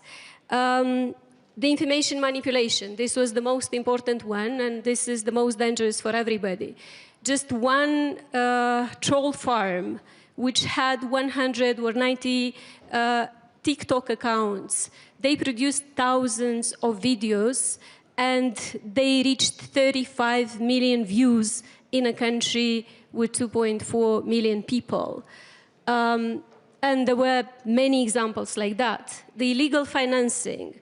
In Moldova, this was about financing pro-Russian political parties, and since 2023, Russia established 10 new political parties, in addition to those which have been there before. and then they also tried to bribe voters. This has been difficult to trace the money because they're using more and more cryptocurrency. They're using all kind of channels, and it's not easy to trace this. And we have estimated that Russia spent last year on Moldova's elections about 2% of Moldova's GDP, just to give you, an example of what it means. And then, of course, destabilization activities, because this goes well with fear, paid protests, sabotage, and many other things. These were the main elements, but I guess for many countries, the manipulation of information is the most dangerous part to democracy. Thank you so much, Madam President. I'm going to come back to you on some of the quite shocking statistics you mentioned that I'm guessing not everyone in this room was aware of. 1 billion attacks on your central election system, 2% of Moldovan GDP spent by the Russian side to try to manipulate your elections. You know, it's interesting how much Russia is investing, even though some of these new tools like AI that you alluded to are obviously making cognitive warfare cheaper. So we can just imagine the combination of financing plus new tools of warfare being deployed, what effect that has. So Prime Minister, I want to come to you. The President mentioned the importance of cognitive warfare as a tool of hybrid war. As Sweden has recognized the idea of psychological defense as being a whole of society issue, as I think President Jaeger also mentioned. And I was reading some of your recent remarks, and you said that Russia has been reckless in its use of these kinetic below threshold threats. Given how vulnerable so many European countries are that are not used to these kinds of attacks, do you think it's fair to say that deterrence is not just being tested, but that it has in fact already failed? I don't think it has failed, at least not yet. I think first it's very humbling to and learning to talk to Maya on these things, because you realize what the Russians really can do when they find the opportunities, and it also gives you reason to figure out what are our vulnerabilities. We have not exactly the same. We have other ones. And just to state the obvious, I think for a country like Sweden, we have been suspicious against the Russians since the 17th century. So we have some kind of experience on that. We have very little of a Russian-speaking minority, and honestly, those who do speak Russian in Swedish, quite a few of them are soldiers trained by Sweden. So they have other reasons for being. They are not that attracted to these messages, and we have full unity on the support for Ukraine in politics, which doesn't really create this vulnerability. So I think, and to add to that, we by tradition have extremely good intel on what Russia is doing. So there we have limited vulnerabilities. The Baltic Sea is a bigger one. The Baltic Sea is a big vulnerability, and I think it's fair to say, given our experiences for the last years, that the Baltic Sea has never been tested so much as it is right now. It's equally fair to say that we have built up capacities to defend the Baltic Sea in a much, much more detailed way. So I think it's more protected also compared to before. We do not attribute if we don't have extremely good evidence for that, but that does not mean that we are naive. So we don't think things just occur, you know. Suddenly things just happen, very hard to explain. But there's a huge difference between realizing that this might very well be an attack, kinetic attack, even though under the threshold, and just an accident. The word bad seamanship tend to end up in the debate very often, honestly. And there might be a limit to how many bad seamen you should find out there. But we have vulnerabilities, and we have increased our efforts enormously. So I'm going to come back to you on this issue of the shadow fleet, which is a slightly different problem set, but an incredibly significant one, certainly for Sweden and for all Baltic states. But I want to come back to President Jaeger with the same question about deterrence. Because you mentioned in your opening remarks that we need to start thinking differently and more proactively. But based on what you described, the number of sabotage operations that you're tracking in Germany alone, not the entire European and NATO space, it does seem like deterrence has failed, and it seems like the Russians have an open playing field. What do you say to that? This is a two-stage process.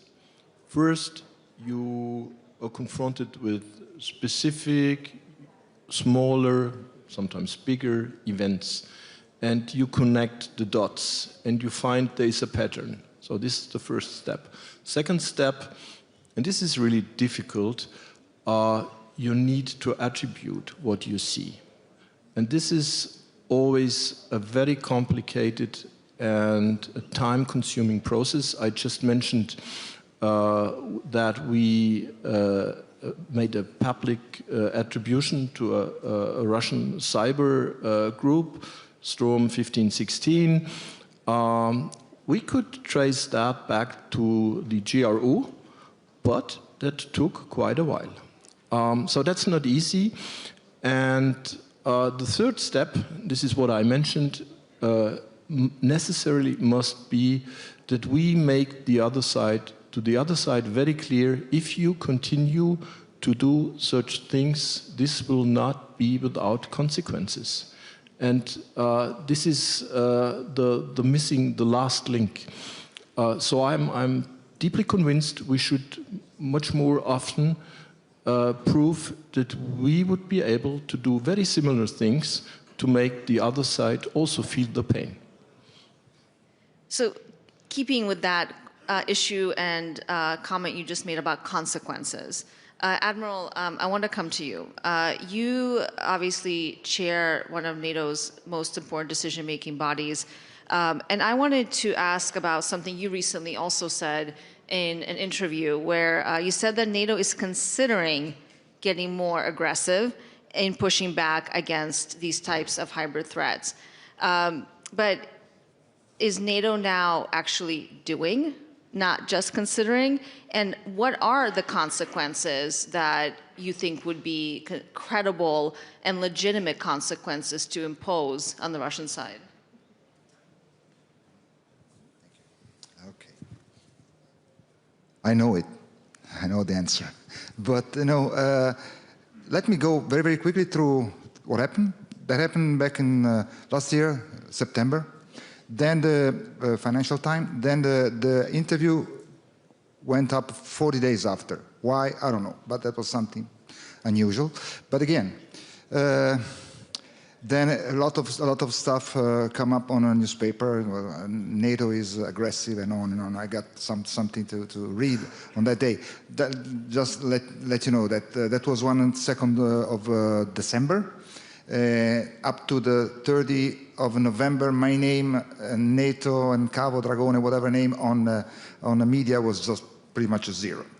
In the 1st and the 2nd of December, my name was on the media for 34,500 times. Except for my ego, who skyrocketed, I was so happy.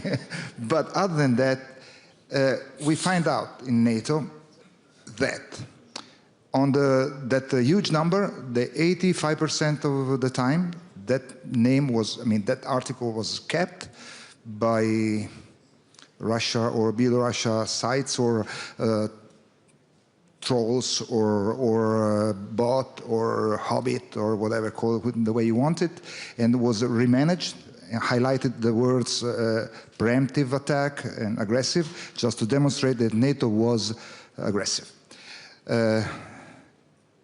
That got that kind of result on the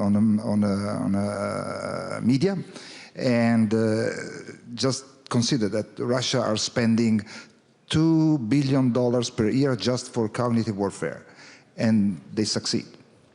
So NATO on this side, NATO is discussing all the options, and again, it's not to be just reacting, but acting or be proactive It could be one of them. But again, in the hybrid warfare, this means, I give you an example. We had aircraft, civilian aircraft, jammed in their global positioning system, and so on. Finally, they need to do something, let's call it an emergency landing or close to that, because they were jammed by a site. Okay, next time, if we know it, and if we know from where this kind of jamming is happening, we should, or we could, is one option. Just interfere with that, just jam early, and save lives. And they are also doing hybrid stuff on power plants, which are, serving hospitals, emergency room, and on and on. So, if I know in advance that something is going to happen in this hybrid field without taking into consideration escalation, so doing something proportional, that could be an option. NATO is not doing this, but this is one of the options that NATO could adopt, and I confirm. Can I ask, why are we so afraid of talking about getting on the offense when it comes to hybrid threats? The Russians are intensifying their attacking critical infrastructure, they're attacking civilian infrastructure, they're assassinating people on European NATO land and territory. The list is very long, and I think President Yeager did a very good job outlining it. Why do we seem to be afraid of saying we will get on the offensive? Why is that a problem?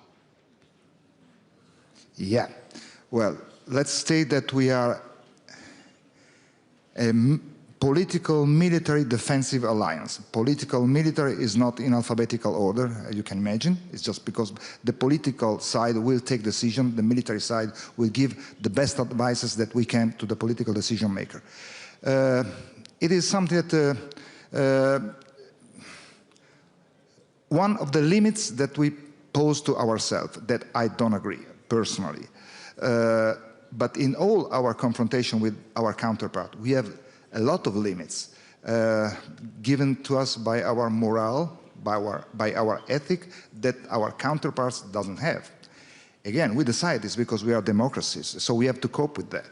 But I think that we could think of start talking that some preemptive action could save lives. It could be the way just to face this kind of attack and to be able to solve this kind of problem. I think the other word that we should be thinking about is asymmetric response, right? It doesn't have to be symmetric. We don't have to do what the Russians are doing to us to induce costs and to switch to, I think, a different idea of deterrence, not by denial, but deterrence by punishment. I want to bring in more from the rest of the panel. And Prime Minister, I want to come back to you because we were talking about a connected part of hybrid war, but a separate issue, which is something that's very top of mind for you, and I know for Sweden and the Nordic states, the shadow fleet. That is a huge problem for all of Europe. Do you think we have exhausted the legal capacity and capabilities to deter the so-called shadow fleet, these unflagged or strangely flagged vessels that keep crossing the Baltic Sea? It's still happening. So have we exhausted our solutions? And if so, what should we be thinking about?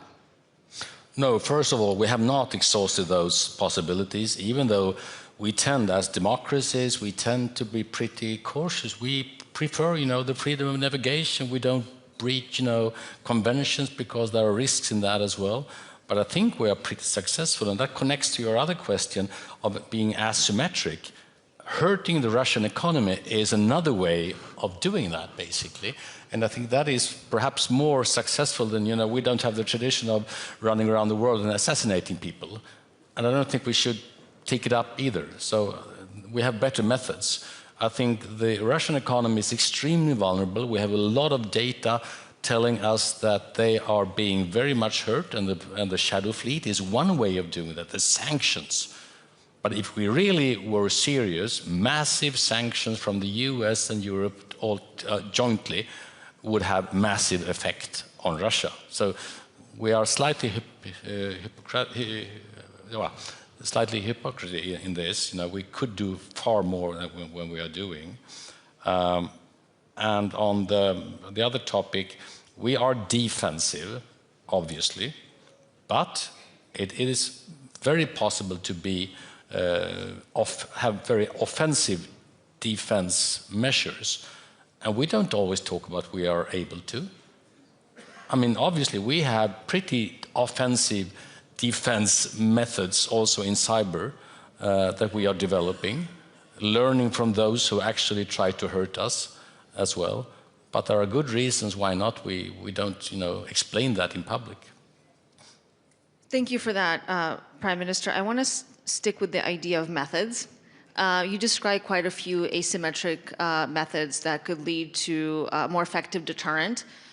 You know, one of the things that we work a lot in my institution in Washington at CIPA is that this idea of a theory of deterrence by punishment, not by denial. But I think the methods of the intelligence agencies are different than some of the ones you described and potentially complementary. So I wanted to ask you, President Yeager, you started to outline some potential ways in which we can impose consequences. I was wondering if you could talk a little bit more about that in addition to what the Prime Minister just put out. And then I want to come back to President Sandhu on a question about the EU.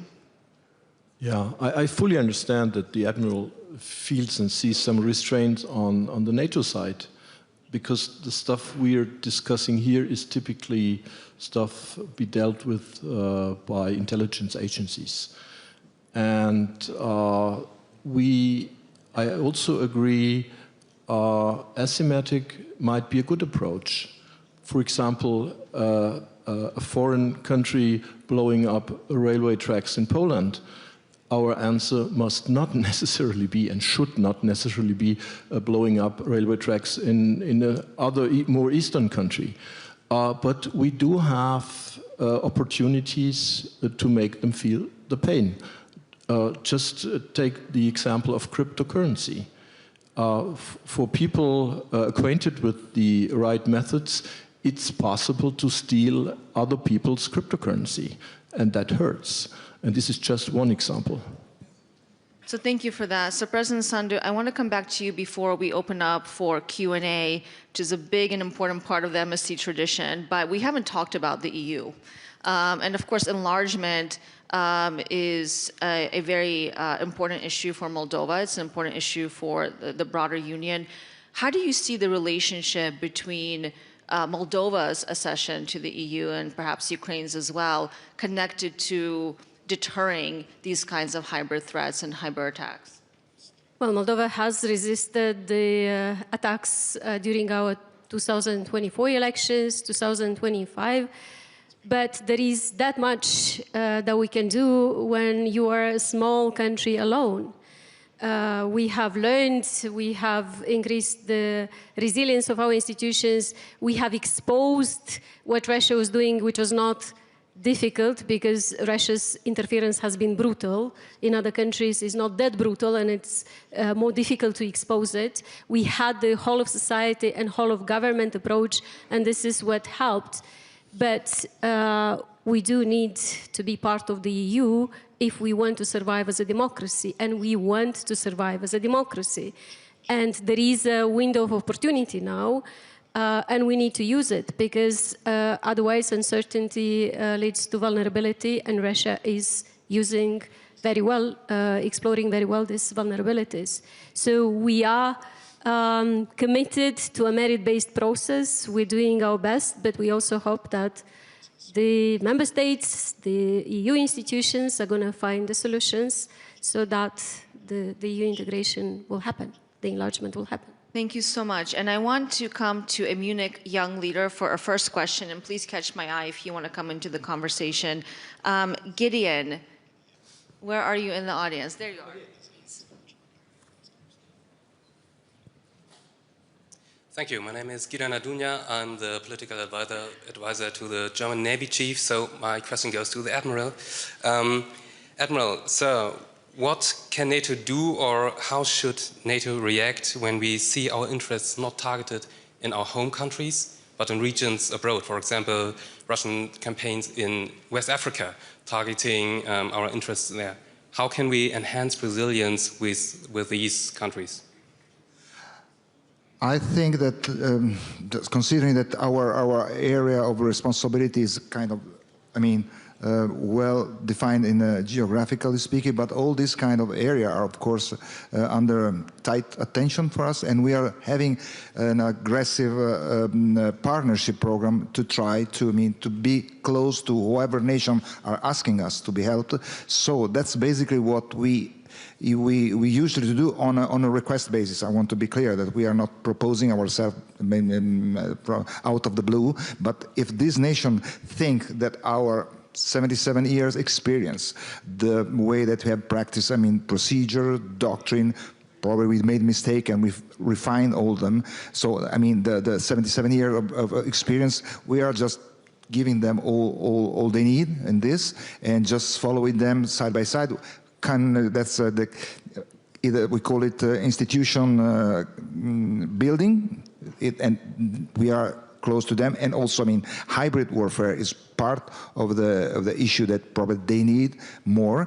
And of course, we are kind of ready 120% to stay side by side with them, and they can be elected as partner with some condition to be partner, and we can just interact with them if they need this kind of help and support. We have been doing this, and we are eager to do that.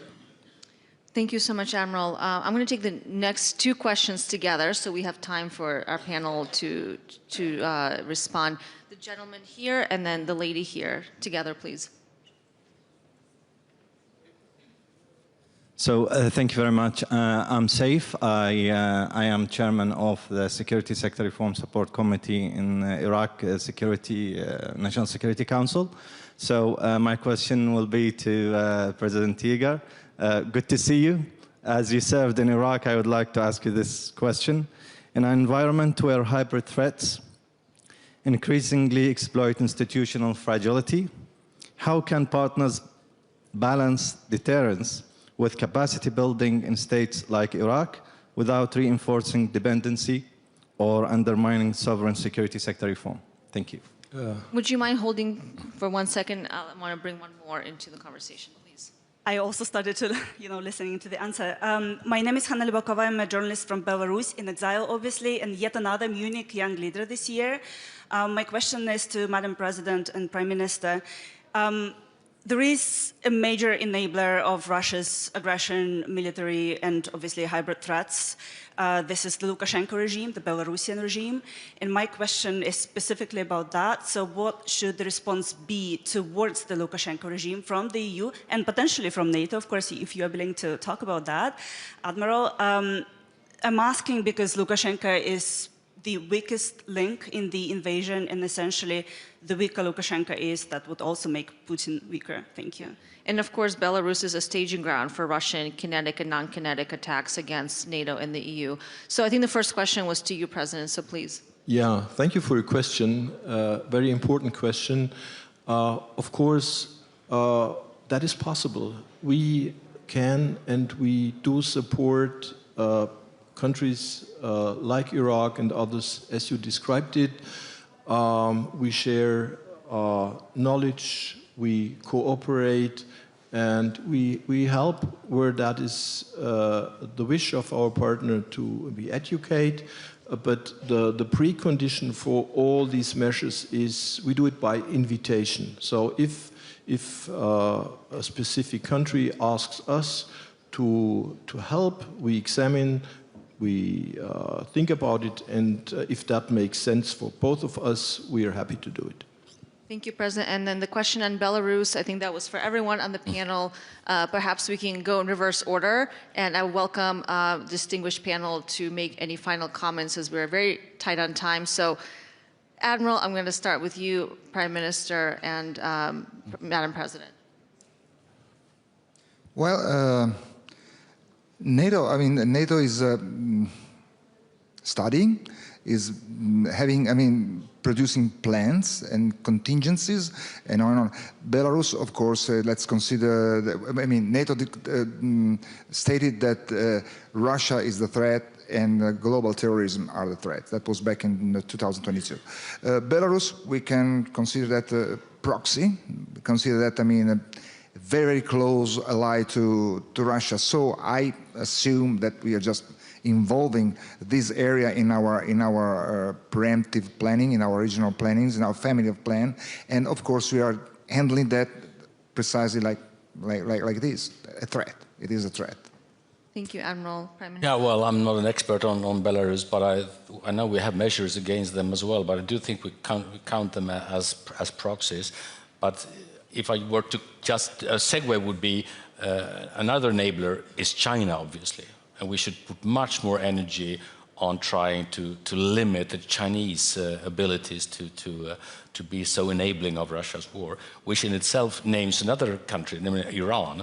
We see risks in Sweden. Iran, with the Swedish security agency has revealed the fact that Iran is weaponizing criminals in Sweden, not for views, but for news, to do bad things, which in itself creates a lot of uncertainty in our country. Madam President. I believe that the sovereignty of most of the countries which used to be part of the Soviet Union depends on how the war in Ukraine is going to end.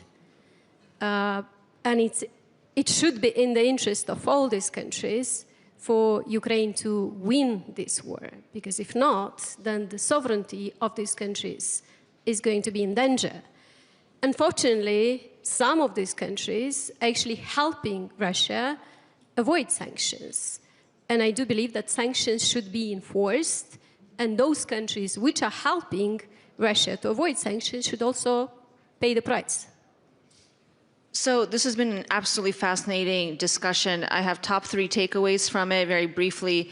One, my takeaway is that we need to do more and be more proactive, maybe consider a little less since we're in a state of war. My second takeaway is work through partnerships. Those are absolutely critical.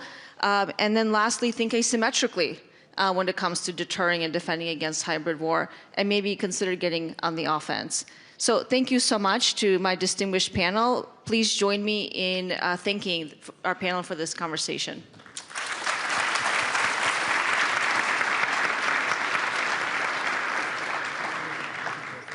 Ladies and gentlemen, please remain seated. The program will continue momentarily. Ladies and gentlemen, please remain seated.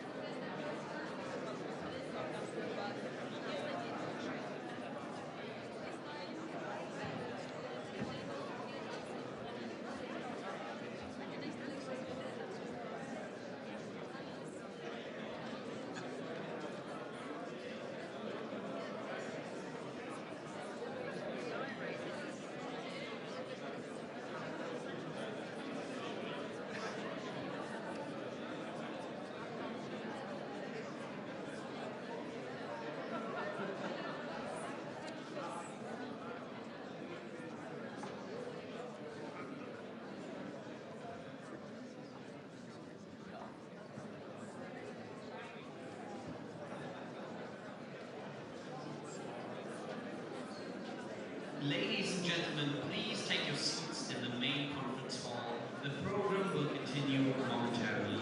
Ladies and gentlemen, please take your seats in the main conference hall.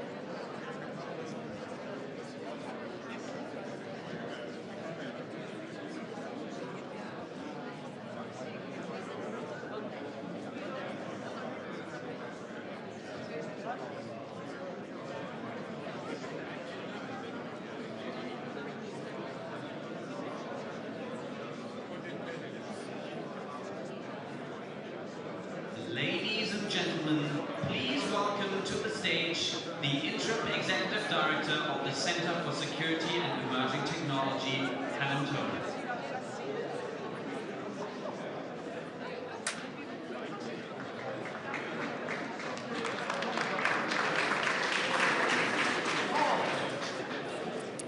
Thank you. It is my pleasure to be moderating this panel on AI, outsmarting ourselves, the risks and rewards of the AI race.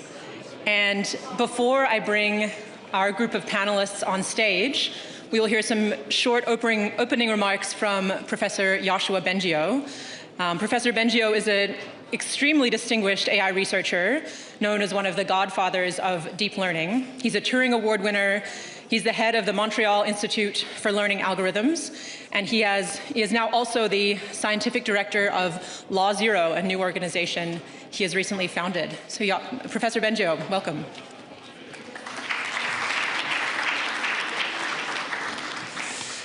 Thank you. Thanks for having me today. I want to start by bringing you up to the facts, the scientific facts about the advances that AI is showing in scientific benchmarks over the last few years. But in particular, some people may have said that, oh, there's a slowdown, but we don't see that in those benchmarks. And if this continues, this will be so transformative for our societies, and in particular in ways that matter for security that I want to tell you about today. So yes, this technology can bring tremendous benefits, but only if we steer it wisely. And that means also something we can't do individually, in one company or one country. Maybe the most important message, besides the fact that capabilities are going up, is for you to understand or integrate the notion that intelligence gives power. Okay, and we're building machines that are smarter and smarter, and it seems to continue. So, what can go wrong with that power? It depends on how it's used. It can be used beneficially. And I want to bring an image that Dario Amodei has been using, this notion of a country of geniuses in a data center. So if things continue at the current rate, we'll have millions or hundreds of millions of these entities that could be as smart as our best researchers in, according to him, just a year, maybe a few years, depending on who you ask. So what can go wrong with a country of geniuses in a data center, right? It depends of two things. Who decides what they're going to be up to, and whether we can even control them to do the things that we want. So currently, the way that we're designing AIs doesn't prevent bad actors from using those systems, even though it's happening, behind an API and through the internet. So we don't even know how to make sure that the AIs are following our instructions. For example, not helping cyber attacks using the intelligence of the current systems. So, what is it going to be when these systems are much more powerful? One way to think about this is a little bit like this country of geniuses from a national security perspective. It's like another country, on the international scene. And we're not sure if they're going to be benevolent or if they're going to have bad intentions. And we're not sure if they're going to be working towards goals that we want, if they're controlled by others that may have maybe in some ways in an adversarial position.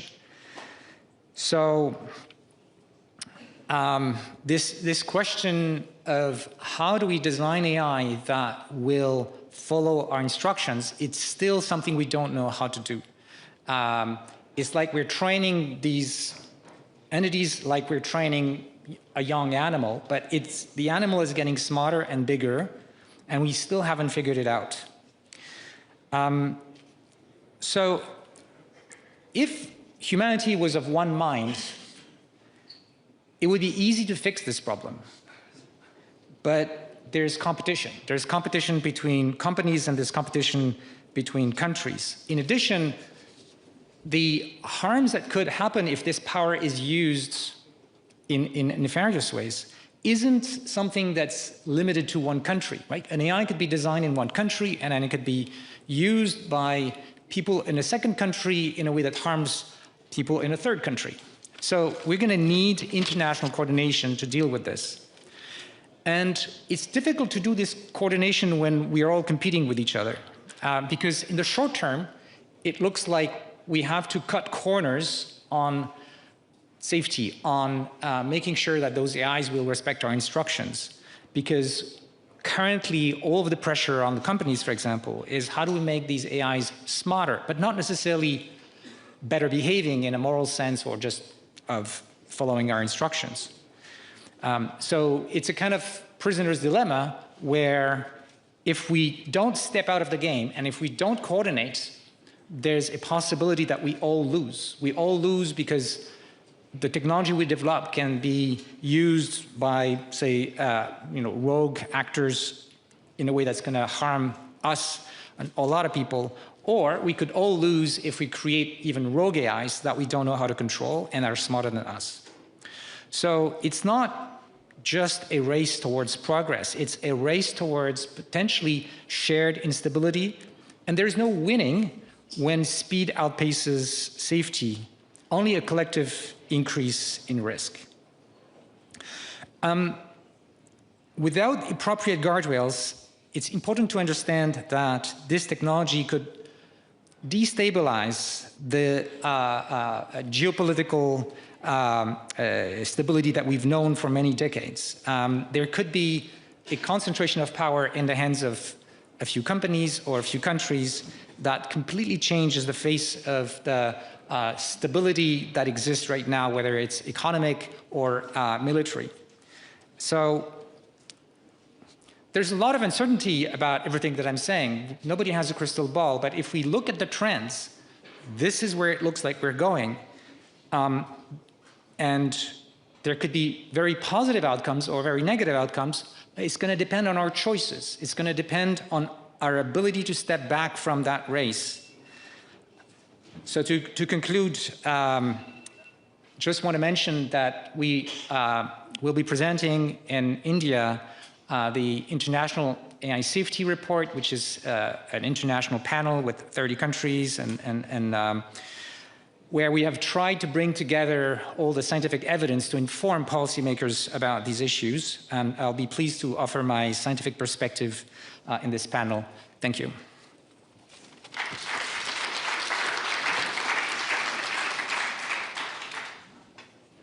I believe we just have a brief change of scenery. Professor Benjo, please have a seat, and I can introduce our remaining panelists. We have truly a powerhouse panel to discuss today. First, I'll introduce Henna Virkkunen, who is Executive Vice President of the European Commission for Technology, Sovereignty, Security, and Democracy. Welcome. Senator Chris Murphy is U.S. Senator for Connecticut, and I believe also has the distinction of being the first senator to have a tweet about AI go viral. So excellent participant for us today. Madam Fu Ying is the former Vice Minister for Foreign Affairs of the People's Republic of China and is now the founding chair at the Center for International Security and Strategy of Tsinghua University, obviously a very familiar face at Munich. And Kent Walker is President for Global Affairs at Google. Welcome, Mr. Walker.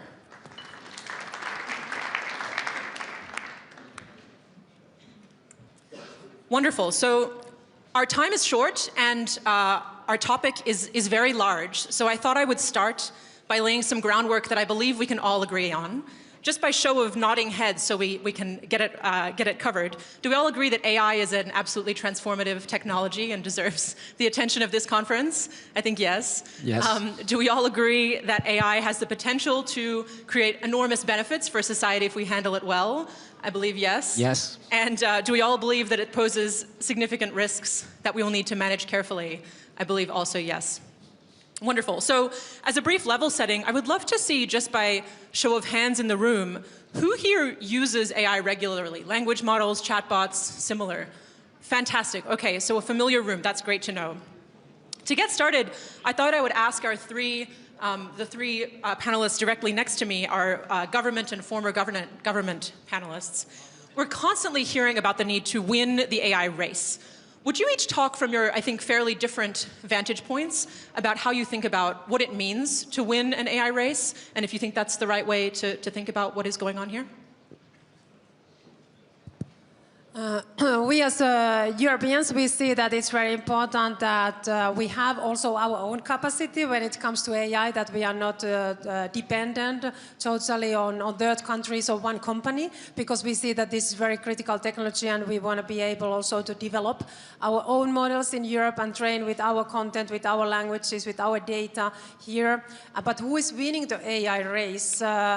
I don't see that it's necessarily that we should have like one actor who is dominating AI.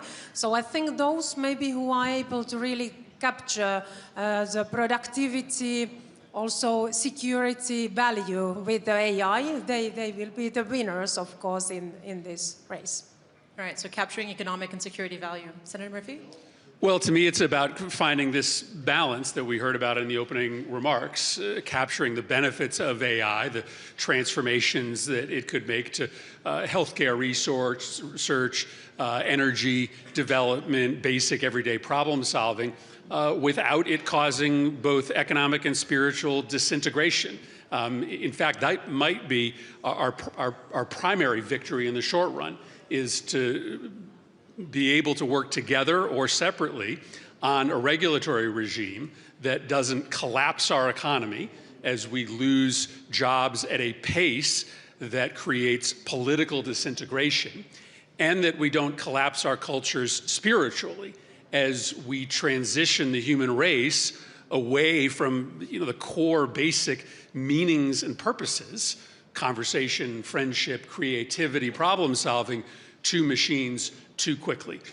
So to me, I think I wake up every day thinking that victory looks like preventing the worst, more so than capturing the best. But obviously, you want that balance in the end. That's victory to me. Thank you. Madam Fu. Thank you.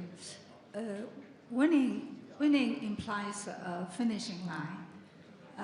But with science and technology, it's not a short period of racing. It's every latest model is the best, and the next is better. So you wouldn't say you can stay winning just by one success.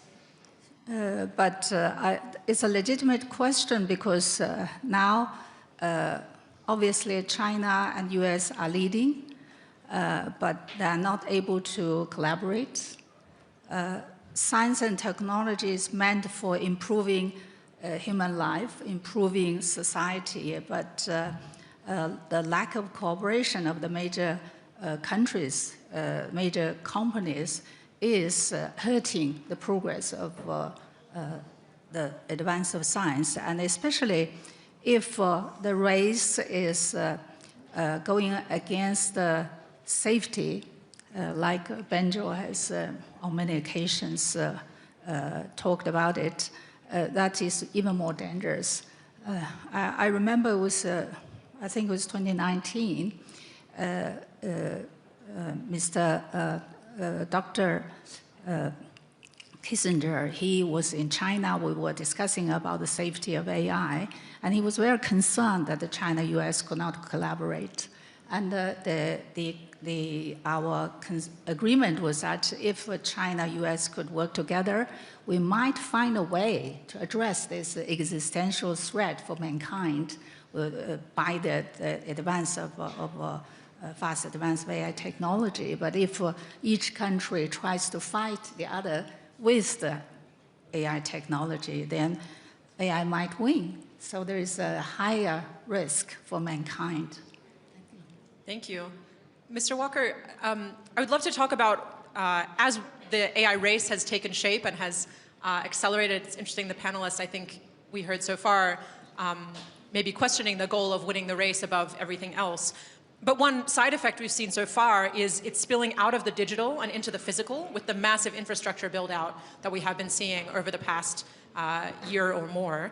And along with that infrastructure build out, we've seen a lot of public concern about things like environmental impacts of the need for computing power, the possibility that we might be in a financial bubble and what might happen if that pops.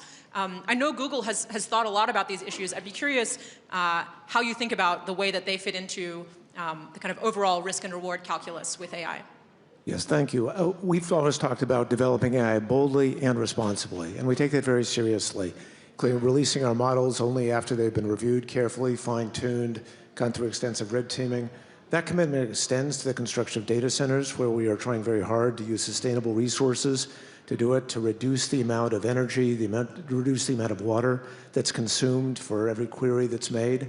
We want to make sure that we're responsible stewards in the way we do this. Even as it's right, we do invest more and more.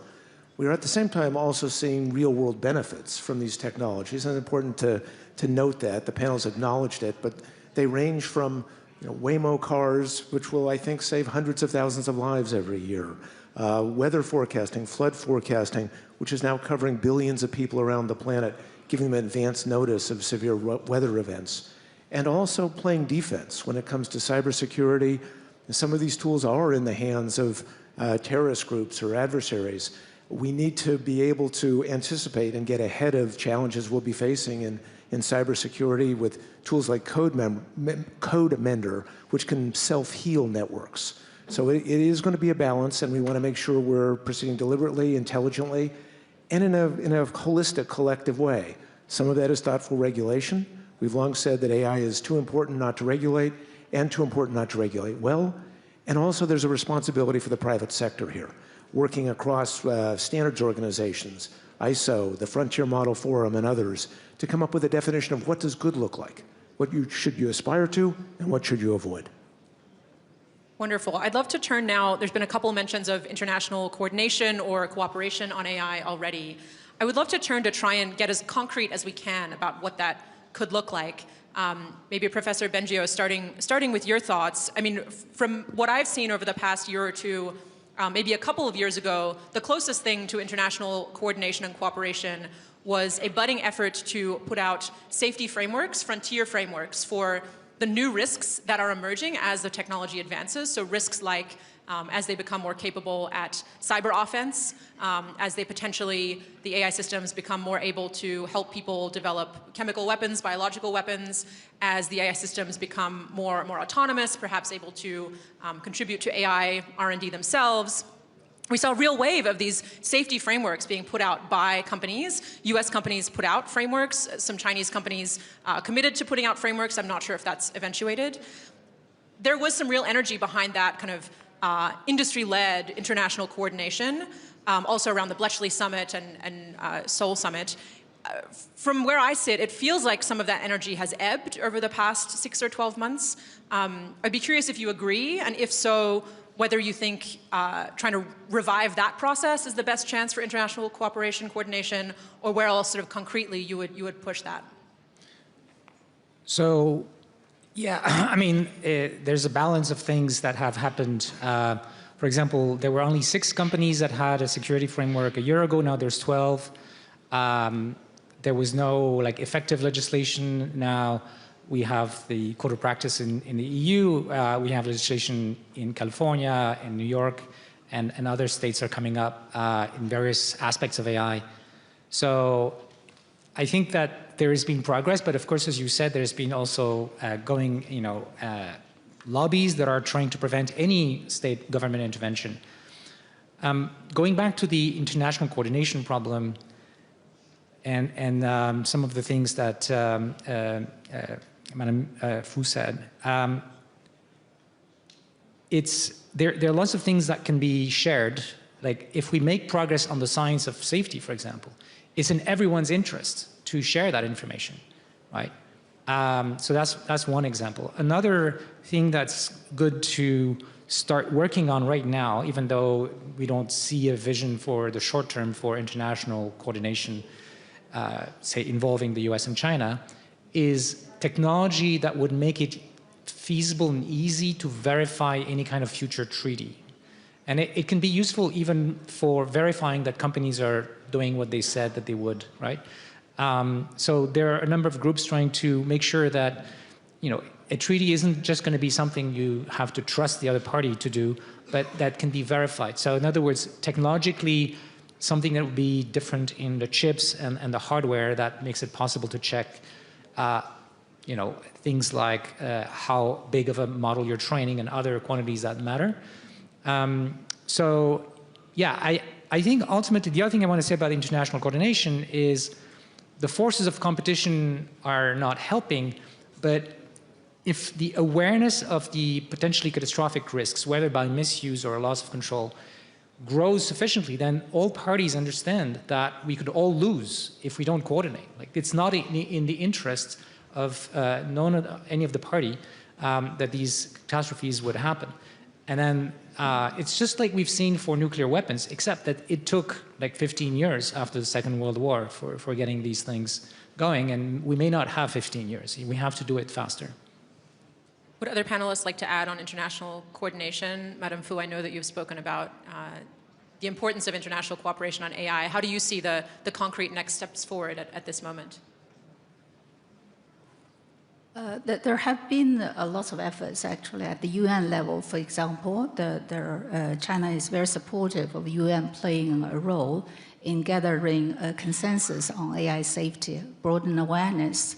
And the Bletchley process was also very important. It really tried to organize at the government level of what is called AI safety institutions collaboration. But unfortunately, this process is not moving forward. But the people who have been on the track are still talking with each other. I think it's very important for people like Joshua and Jeff Hinton and in China, Andrew Yao. There is a group of very important scientists who gather together annually, and they go a few steps ahead and set the warnings.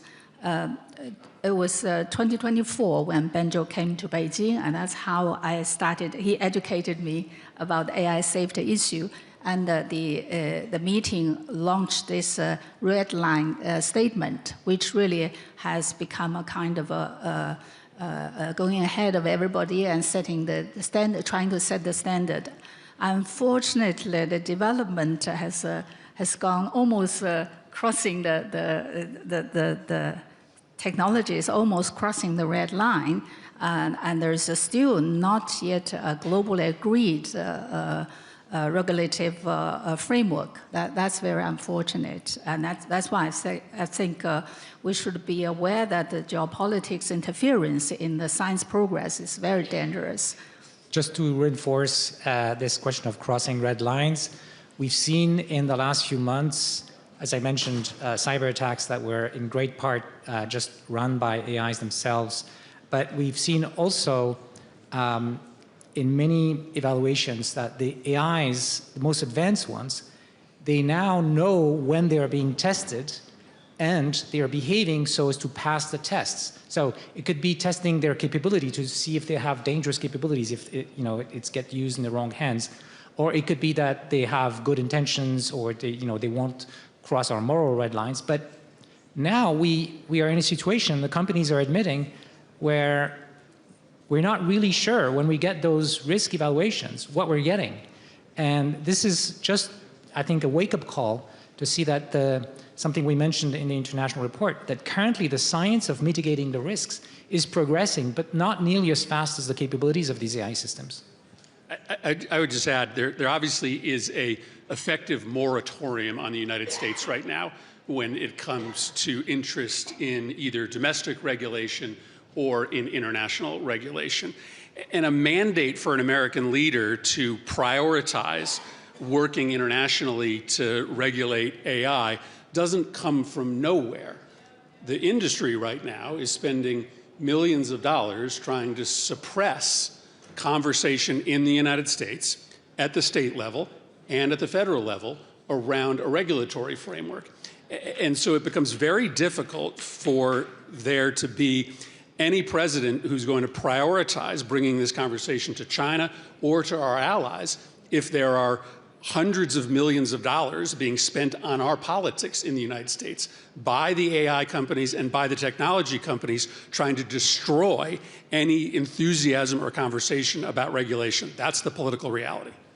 I think it's also a remarkable industry. I don't know that I've ever before seen an industry where the industry players themselves are spending an enormous amount to push against regulation, and then some of the leading employees inside those companies are spending their own money to lobby for regulation because they're so concerned about the technology that they're building. I think that's Or leaving the company. Or leaving the company and blowing the whistle, that's right. I'll turn to audience questions in just a moment, so please have a think about what you would like to ask our panelists. But one more question before then, perhaps Vice President Rikkunen, for you as a leader in the European Union, and then Mr. Walker, for you as a leader in a multinational company. I would love to hear, we're here in Germany, I'm based in Washington, D.C. We like to think purely about the US and China often. But I would love to hear about the middle powers and how you think about that. The EU, are you acting primarily as a bloc trying to compete as a superpower bloc? Do you think there's a role for coordination with other middle powers? I'm originally Australian. And yeah, Mr. Walker, would love to hear how you think about that, operating across borders as an American-based company. Yeah, maybe coming back to that, the question that should there be international cooperation when it comes to rules in AI. I think certainly that we should have more international cooperation now and activities in this field. Of course, the European Union was the first continent to set rules to AI, and there we have also in our AI Act, we have very risk-based approach. So we see that most of the cases, the risk is very low where we're using AI, but then when we are speaking of the user cases where, for example, AI is operating the systems in the hospital, so in transportation, when AI is deciding who will get the job, then AI is making very important decisions which are having huge impacts to people's everyday life. And those systems, they have to meet certain standards. They have to be tested before they are entering to the markets that people can also trust to these technologies. We think that it's important basis for innovations that people can trust to our technologies. And also in generative AI, general purpose AI, we have also rules there about transparency, safety, security of the systems, respect of the copyrights. And there we have also a code of practice where more than 26 companies, they were signing that they are committed, voluntary, take also these actions to make sure that they are complying with our AI Act. But I see that those countries who haven't set any rules to AI, they have to come back to that because, of course, AI, in the same time, when it's creating great opportunities, there's also risks coming, and we have to be also prepared for that. European Union is acting as a one bloc when it comes to our digital markets, to our single markets. We are boosting innovations and investments. We are heavily investing together with our member states now to AI infrastructure as well, setting up 19 AI factories and very soon now launching call for gigafactories. And we are doing it together with our member states and also together with industry. And also we have digital partnerships with Canada, with Japan, with Korea, and of course these like-minded partners, Singapore as well. We're working also with Australia, Brazil. So really, I think with these partners, it's also important to look how we can also work in field of AI and also shape globally, of course, the rules on AI. Because I see that the safety should be interest of everybody globally when it comes to AI. And we share the interest in a global framework and alignment and cohesion. We work with the Vice President's services and with Professor Bengio on the Code of Practice to which we subscribed. Thank you. Yes, we worked in California with Governor Newsom's office on a version of that in California with regard to transparency. And we remain engaged in a number of U.S. states, and we would support a federal framework for transparency, for some of these other issues. Many countries around the world are facing this challenge, from Japan to Singapore to India. Obviously, the UK is working through a variety of other issues as well. At the same time, we also have to recognize existing laws should apply to AI. And we need to think through the implications there because there's so many different applications of AI, from healthcare to online content to banking and the like. Existing regulators need to think through how does AI change the work they've been doing. There's a lot of expertise there we need to revamp it and re-energize it for this new century. Thank you. In China, the regulative effort has become, is growing gradually, and it's based on a decade of internet governance rules and regulations, and now we have incorporated AI into the law. And in China, the thinking is to try to strike a balance between safety and development. We call it small steps, fast pace. We launch AI management regulations every other year, and to try to also issue targeted measures to make sure that the regulation keep pace, but not to block the technological progress. Thank you. Yeah, let's turn to audience questions. I think we have time for at least a couple. Over here, we'll start, and there's a microphone. And I'll remind, of course, we all know a question is maybe 1 or 2 sentences and ends with a question mark. Thank you. Sure. My name is Nubar Fain, and my question is to Mr. Bengio. We're talking as though these AI systems will remain within the domain of how humans behave. But as you know, a week or 2 ago, there was with Moltbook a system which looks a lot more like nature and evolving capabilities that I think humans will never understand. If agents gain those capabilities, how are humans going to regulate what we don't understand?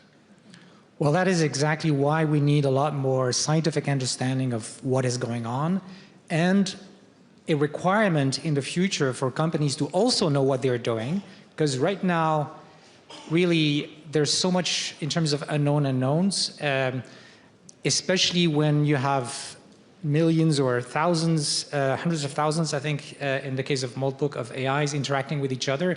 That's completely unknown territory, and we're seeing strange things. These are not controlled experiments, so it's not clear what's really going on.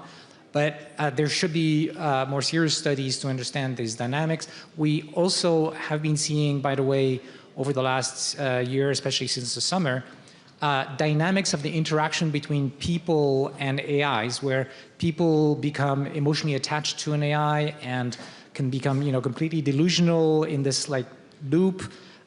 With some serious consequences already. So there's really, this was not something that was on the radar screen a year ago. Nobody anticipated any of these things. And that is exactly why we need to be cautious, why we need to study those phenomena before they are deployed on a large scale without, knowing the consequences. Another question?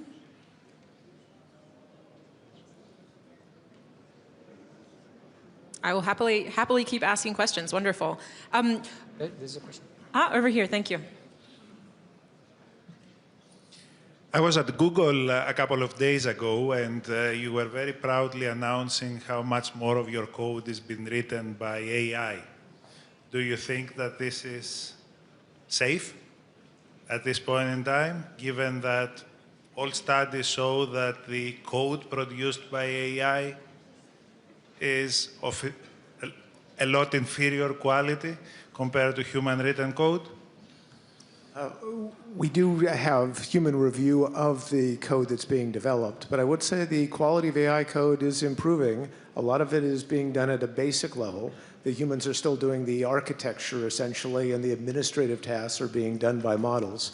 But this continues to advance. We're seeing great, and not just Google, Anthropic, others are doing very good work in terms of creating code-building machines. You've heard of vibe coding, where we're reducing barriers to entry. People who didn't have a background in coding are actually able to use these tools to create applications that are useful for themselves. So it's obviously an area to watch. We need to drive down the hallucination rate, make sure the code actually performs appropriately.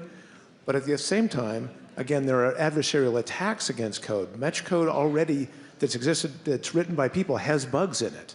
We don't want to let the perfect be the enemy of the good. And AI can actually remove bugs and vulnerabilities in our existing systems.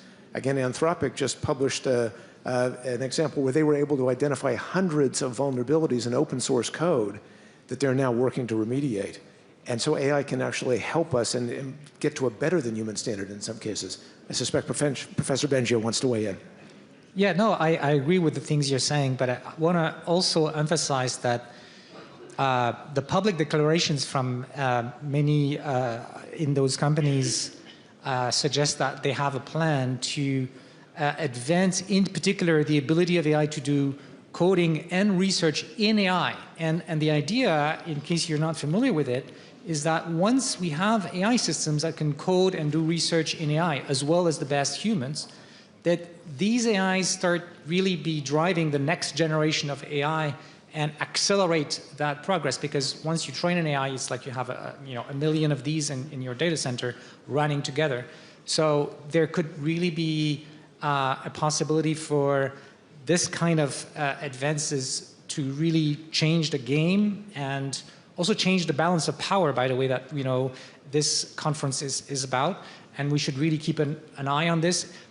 Also, if the AIs are designing the next version of AI, then the guardrails coming from human oversight might not be sufficient to check that there are no backdoors and bad behaviors that we don't see coming in those future versions. So it's not something that is happening right now, but this is clearly the path that many companies are talking about in order to get to superintelligence.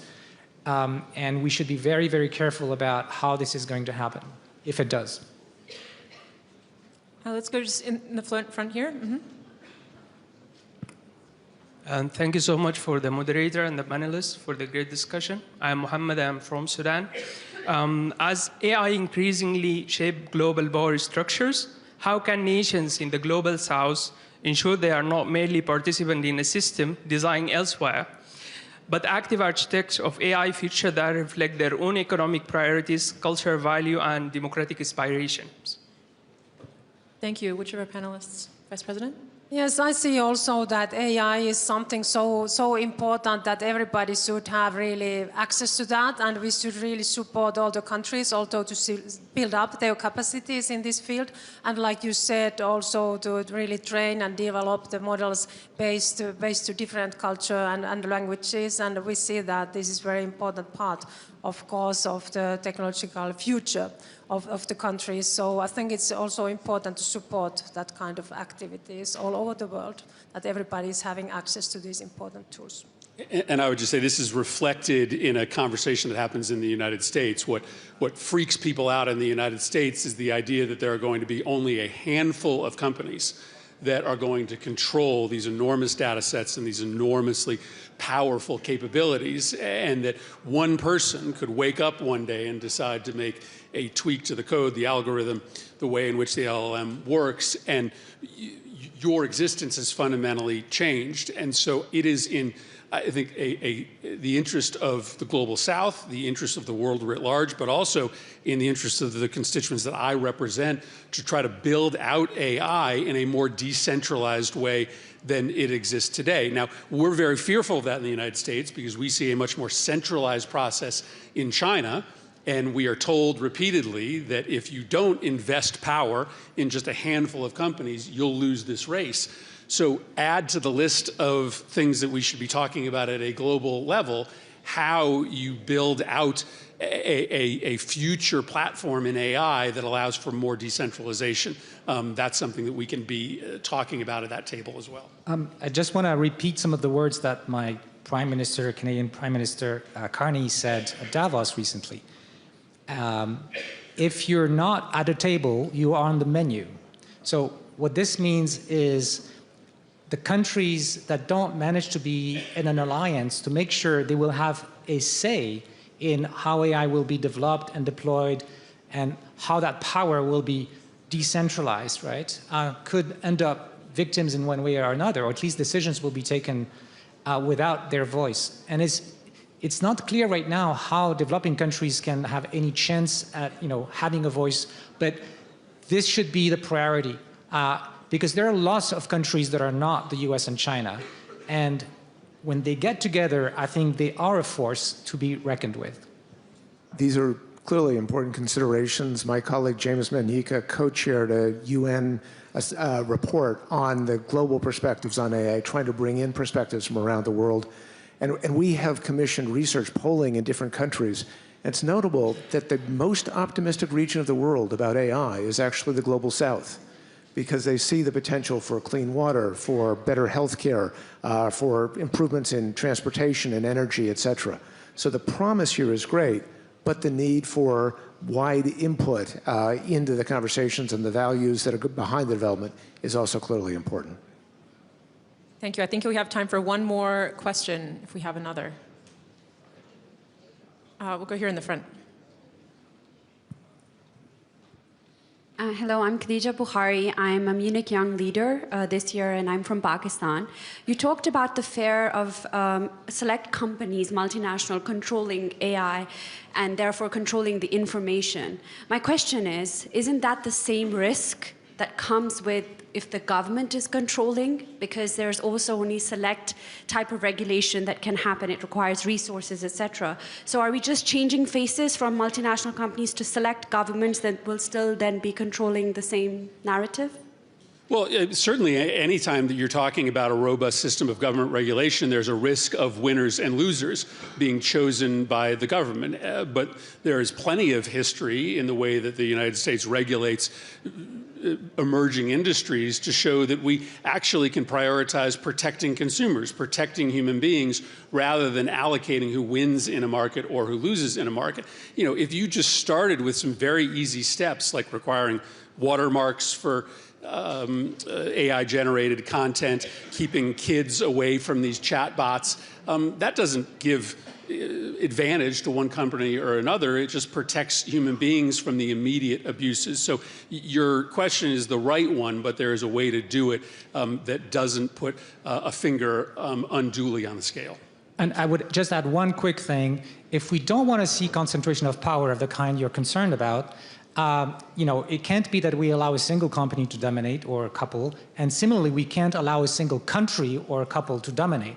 It has to be a world that is multilateral, where we manage that power so that we all win. Thank you. I'm being told we need to wrap up our panel. I will thank you very much, and please join me in thanking our wonderful panelists on this important topic.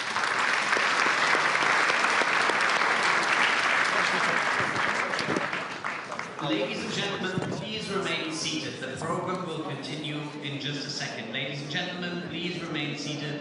We'll continue with the program immediately.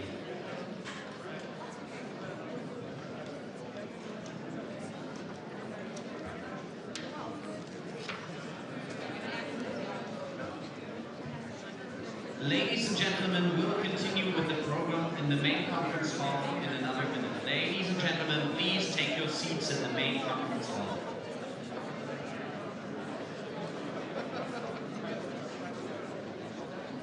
Ladies and gentlemen, please take your seats in the main conference hall now.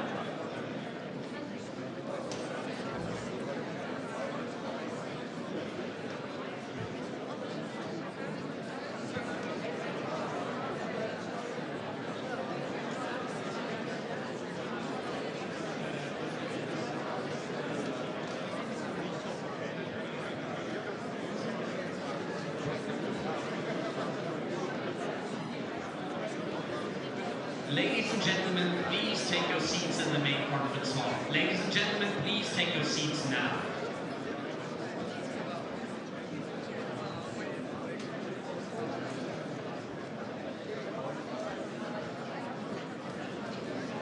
Ladies and gentlemen, we've prepped the stage. I kindly ask you to take your seats now. Ladies and gentlemen, please take your seats now so we can continue with the program.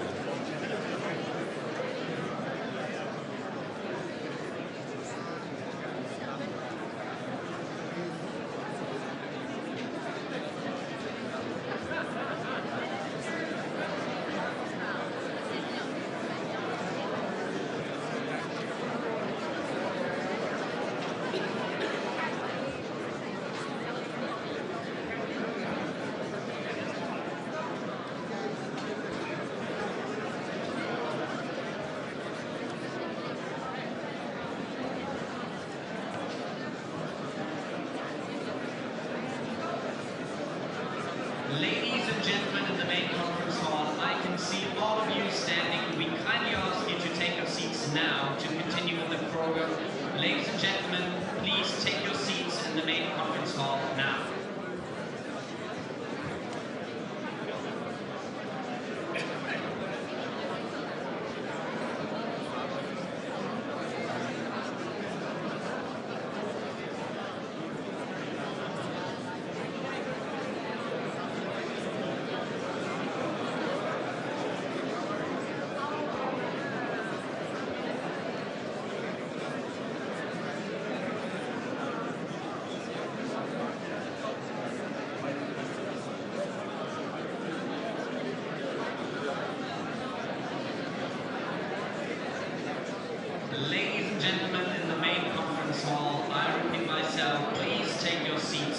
now so we can continue with the program.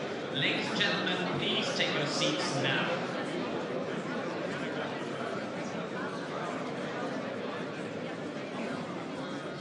Ladies and gentlemen, please welcome on the stage the chairman of the Munich Security Conference, Ambassador Wolfgang Ischinger.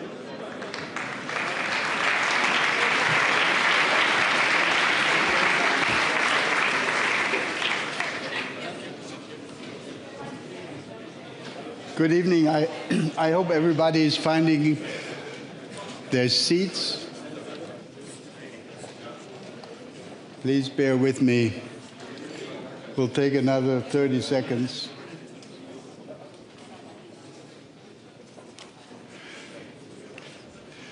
Ladies and gentlemen, it's my great pleasure before this day of intense discussion concludes to welcome a very special guest of honor here before dinner time starts. President Macron of France has been here, I hope I'm right, at least 4 times before. So if my calculation is correct, this is his 5th appearance in Munich. And we'll try to give him a special certificate of honor for this repeated loyalty to the Munich Security Conference. We are very happy to welcome you here once again, Monsieur le Président. It's a special honor to have the President of France addressing this crowd, and I would hope that you will all give President Macron a warm applause of welcome.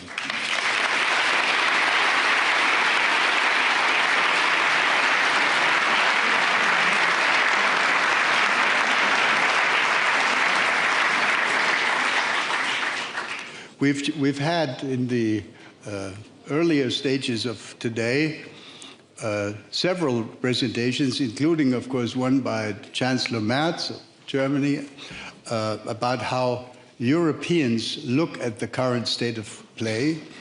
Tomorrow morning, 9 o'clock or so, Secretary of State Marco Rubio will address this audience.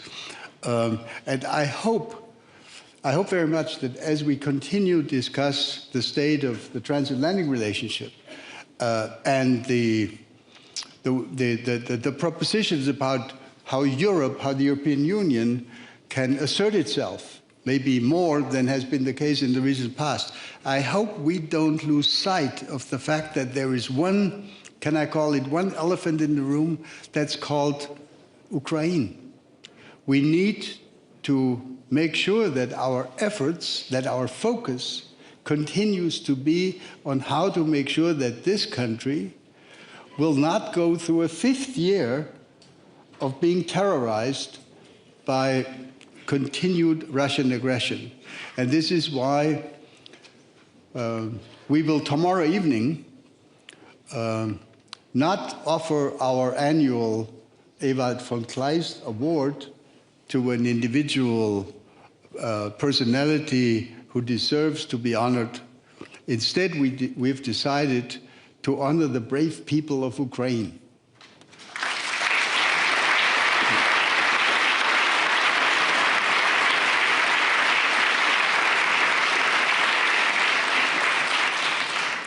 So now, without further ado, Monsieur le Président, I'd like for you to take the floor, address this crowd, and then maybe we have time for a few questions after that. Monsieur le Président.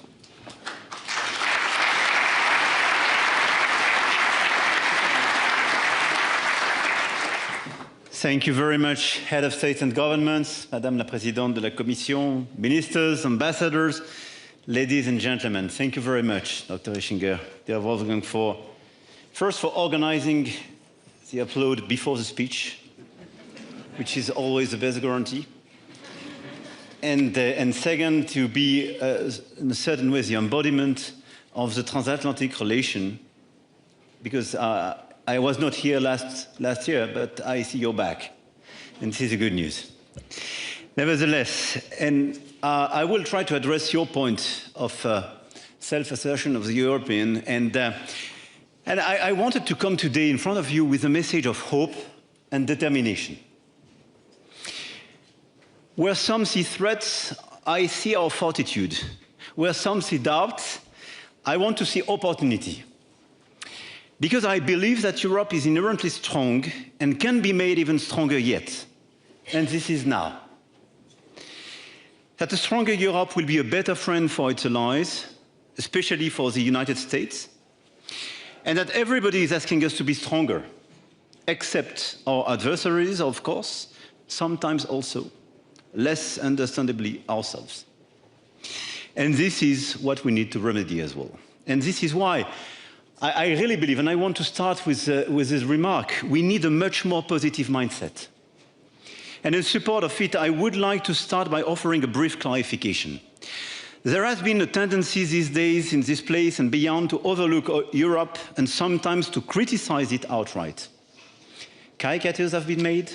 Europe has been vilified as an aging, slow, fragmented construct sidelined by history, as an over-regulated, listless economy that shuns innovation, as a society prey to barbaric migration that would corrupt its precious traditions. And most curiously yet, in some quarters, as a repressive continent where free speech, or I would say, where speech would not be free, and alternative facts could not claim the same right of place as truth itself. That old-fashioned and cumbersome concept. I want to offer a wholly different view. Europe is a radically original political construction of free sovereign states who conjured together centuries of rivalry and war to institutionalize peace through economic interdependence. And don't believe once again, this is an old-fashioned construction. This is what we need. This is what we have to advocate. And I see so many friends from the Western Balkans and Moldova here. They want to join the European Union. Why?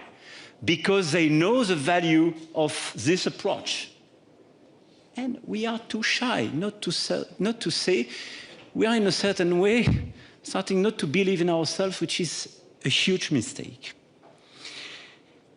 Everyone should take their cue from us instead of criticizing us or trying to divide us.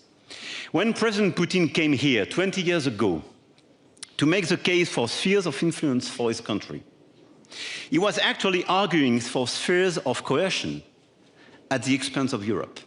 He was, in effect, advocating for the resumption of a doctrine repudiated even before the breakup of the USSR. We all said no. And it is the same resounding no that we are opposing to the reckless assault against Ukraine. But that line of thought, where your neighbors are considered as captive satellites, and they should be forced back when they stray away from orbit, has not disappeared. Quite the contrary, it seems to gain new traction. And to all those who are thus inclined, I would say, look at Europe. Obviously the European Union, but as well all these close friends of Europe, Western Balkans, Norway, UK, Canada. Look at what we can achieve with a partnership of equals. Look at that incredible space for the free movement of goods and people, a space of freedom, a space of peace and prosperity. Look at the life expectancy, health, equality and freedom indicators. And we still believe in science in Europe, even when we speak about health and this type of things. And I really believe it's much better. Look at our climate and competitiveness policies. Look at the number of EU Nobel Prizes and Fields medals. Look at how the European cohesion policies ensured economic convergence and how citizens, their liberties, their press, schools, universities, and academic freedoms are protected. It is a space, not a coercion, but of cooperation. We should be proud of our European achievement and know our strengths. Obviously, we have to fix a lot of things. We were all together yesterday in a retreat to speak about our competitiveness. And we know the homework we have to deliver. But let's speak about our homework behind closed doors and let's deliver. But let's provide a positive image of ourselves and let's be proud of ourselves because this is what our fellow citizens need. And this is, I really believe, the reality of this continent. We should be proud of our European achievements, indeed. And we Europeans are proud to play down ourselves and to endure that others would do so too. We shouldn't, period. This doesn't mean that we are not challenged, but let's face this challenge and let's fix them. But I wanted to start with this clarification. And I will not speak, perhaps you will have questions about Middle East. I will not speak about Iran, even if all of us, we are in total support with civil societies after what happened. But I want to focus precisely on our existential challenge, Ukraine. Ukraine today, Ukraine tomorrow, Ukraine the day after, and security in Europe. Ukraine is obviously the first challenge we have. And on this challenge, we delivered. We delivered. With a total assistance of 170 billion euro package, making Europe by far the main donor, and today almost the only source of military funding. We imposed 20 sanction package on Russia and entirely rearranged our economic model to reduce dependency on Russia. And very rapidly. Nobody thought in February 22 we would be able to do so. We did it. I fully support President Trump's drive towards a negotiated peace, one that should be just, lasting and robust. And I want to believe that we're getting closer. But as discussions are taking shape, Russia keeps pounding civilians and destroying energy facilities with the obvious aim of freezing Ukrainians into submission. The answer cannot be to cave into Russia's demands, but to increase pressure on Russia instead. And let us look at the broader picture. If you take this past 4 years, Russia, after invading Ukraine, is a weakened country. It squandered inordinate amounts of money on a senseless war and has now entered recession. It is isolated economically. It is completely dependent on China. While the country already had a severe demographic problem, it lost hundreds of thousands of young lives to an illusion. It meant to fight NATO expansion. Sweden and Finland joined NATO. It meant to weaken Europe. Europe is massively rearming. This is a strategic, an economic, and even a military failure. And when I hear some defeating speech about Ukraine, when I hear some leaders urging Ukraine to accept they are defeated, overpricing Russia in this war, this is a huge strategic mistake because this is not a reality. One day Russians will have to reckon with the enormity of the crime committed in their name, with the futility of the pretexts, and the devastating longer-term effects on their country. But until that time comes, we will not lower the guard. We must ensure that the settlement protects Ukraine, preserves European security, disincentivizes Russia from attempting again, and also doesn't give the rest of the world a calamitous example to follow. So the Europeans have a direct stake. As main actors of the support to Ukraine, as members of the coalition of the willing, as fellow inhabitants of the same continent, and because of the European destiny of Ukraine. First, we have to make sure that Ukraine is in a position to continue to resist the aggression. Last December, European Council decided on the 90 billion euro loan to Ukraine for 26 and 27, two-thirds of which will be devoted to military equipment, with a clear Ukrainian and European preference. And France will do its part. And I want to thank the President of the Commission for the hard work in order to deliver this package, and it will be voted in the days to come. Our Defense Minister just visited Kiev, our Deputy Defense Minister did the same, and we sent new equipment to Ukraine on top of what is done. I want to thank Germany for the great commitment and all the financing. Second, we should keep going after the Russian war economy. We are preparing a 20 sanction package in the EU, focusing on the energy and financial services sectors. And we should continue to hit harder the Russian shadow fleet. Russian oil revenue is down 25%. And 75% of sanctioned ships do not return to Russia. We should definitely step up and generalize this effort against the Russian shadow fleet, because it's efficient and it's painful for the war economy in Russia. Third, we should intensify the work carried out with the coalition of the willing on security guarantees. Imagine 1 year ago, we were just looking at the US to try to clarify if they were ready to engage on Ukraine or pushing just for the end of the war without any condition. The big change during this year, this coalition of the willing, from the Canadians to the EU, Norway, Iceland, Western Balkans country, Australia, New Zealand, Japan, we finance 100%. When some US materials is delivered to Ukraine today through the coalition of the willing, it is financed by the coalition of the willing. So it's a first wake-up call, and it worked. We organized ourselves to frame the support to Ukraine, and we did organize and finalize in January with a clear political mandate the security guarantees for the day after the peace, in order to make this peace credible and sustainable. Our military staff are finalizing this work with now a clear backstop provided by the US and a monitoring process, but a clear commitment of all the Europeans and allies in these security guarantees.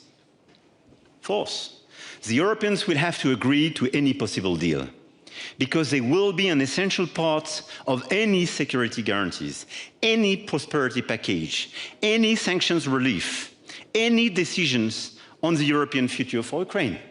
No peace without the Europeans. I want to be very clear. You can negotiate without the Europeans if you prefer, but it will not bring a peace at the table. It is for the same reason that I have decided to establish a direct channel of communication with Russia in full transparency with Ukraine and our European partners and our American allies. We will be part of the solution, and we should be part of the discussion. And we have our own European interests to defend in this, especially when it comes to the future of strategic stability on our continent. And this is, for me, the second challenge ahead of us. How will we, in the future, coexist in Europe with an unreconstructed, aggressive Russia on our borders? And we have to discuss this issue now. If we reach a settlement on Ukraine, we will still have to contend with an aggressive Russia, with a defensive industry on a sugar high and a bloated army.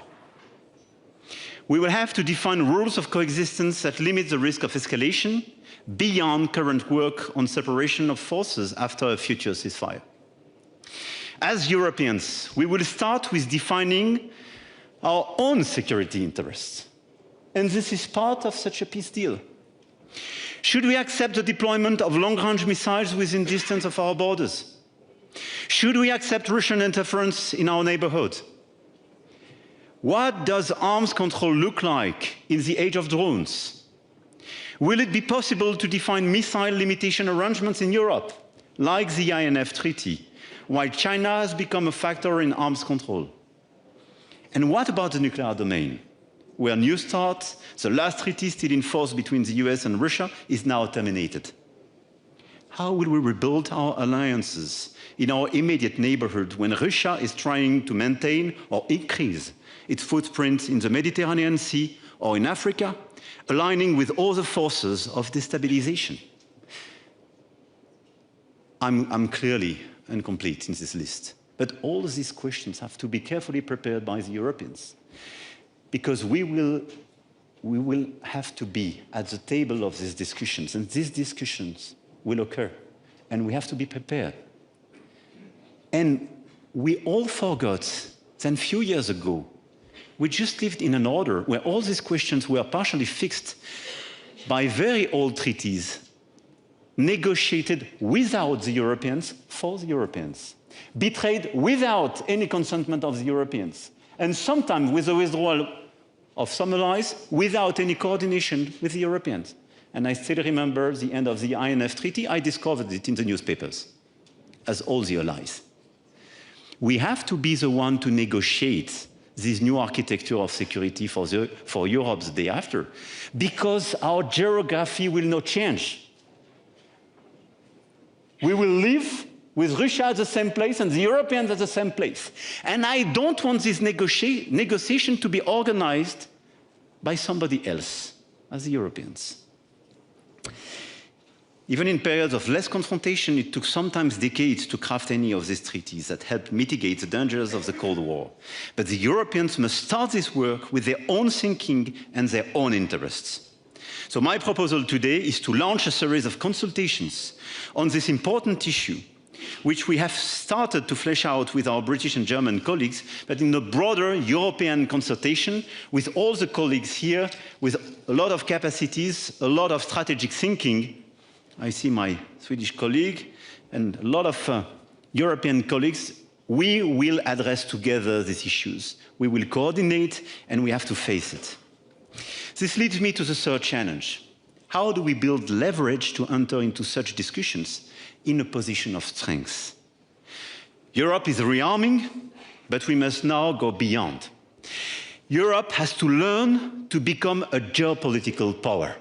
It was not part of our DNA. We conceived ourselves as a political construction to provide peace. We delivered. Second, a single market to provide growth and prosperity. We delivered. Now we have to reform it in this new order. In this new geopolitical environment, Europe has to become a geopolitical power. It's ongoing, but we have to accelerate and clearly to deliver all the components of a geopolitical power. In defense, in technology, and in the de-risking vis-à-vis all the big powers in order to be much more independent. But when I speak about Europe becoming a power, I don't speak about France or Germany becoming a power. I speak about Europe. So we have to think and act as Europeans, I would say by design. And this is what we have to do now. And if this time of rearmament is a time of dis-synergies, of separation, or national power, it would be a huge mistake. We have to think now, power at the European scale. We have to think about our defense, obviously, but we have to reduce our dependencies through policies of European preference. This must be the case for the entire value chain, from AI and cloud computing, critical minerals, space, clean tech, as well as defense industries and design of armament. Everywhere we have over-dependencies. We have to de-risk our model, and we have to endorse clearly a European preference. Targeted, perfectly designed, and I want to thank the Commission for this hard work, but this is a necessity. We will be credible only if we are able to procure and produce what we need, without foreign strings attached. We have achieved significant progress last year within the EU. We have agreed on a defense readiness roadmap to 2030 to fill our critical capability gaps with standardized and interoperable equipment in Europe. And in this spirit, I believe clearly we have to follow up. This is why it makes sense to make the future air combat system together with Germany and Spain. It does make sense to have concrete projects like air defense with SAMP/T new generation with Italy and UK. It does make sense to have early warning system like JEWELS, our initiative with Germany. And we have to accelerate the cooperation we organized sometimes 7, 8 years ago, and we have to build additional cooperation. And I want to warn everybody, you have a lot of money on the European market on defense and security. If this money is used just to have national solutions or just to favor the national players without a clear European approach to build European standards, to make European simplification and to play Europeans and to help countries to deploy as well additional industrial footprints, we will waste our money, waste our time, and create a lot of dis-synergies. Huge mistake. So I'm an old-fashioned guy for these days. But I do believe in the FCAS, I do believe in JWELS, and I do believe in SAMTE new generation, because it's hard for me to understand how we will build new common solution if we destroy the few one we had. Sorry to say that.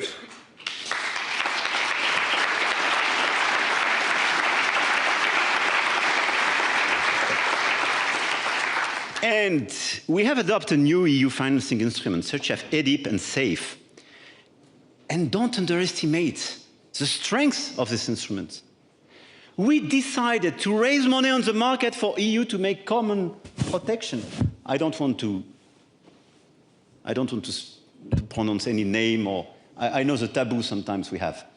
But de facto, we decided to issue money on the market, have common borrowing programs on defense. It's a very good thing. Because this money, we have a lot of appetite in the market to take it. There is an appetite for safe and liquid assets. This is European money. And it will be used for European solutions and European programs. It's a wonderful innovation. We should actively expand our toolkit to include items of strategic value, such as deep precision strike capacities as well. And the European initiative called ELSA is very important in this regard, because it is something, despite the end of the INF Treaty, which will allow us to close the gap. And it's very important, the discussion we have with UK, Germany, but open to a lot of other European players, to have a new generation of long-range missiles that will give Europe a new edge. But credibility is not only a question of missiles. It is in large part a question of determination. If we want to be taken seriously on the European continent and beyond, we must show the world our unwavering commitment to defend our own interests. It starts, of course, with continuing to extend our support to Ukraine, but it could nicely follow with fending off unjustified tariffs and politely declining unjustified claims on European territory. This is what we did, and this is what we will do.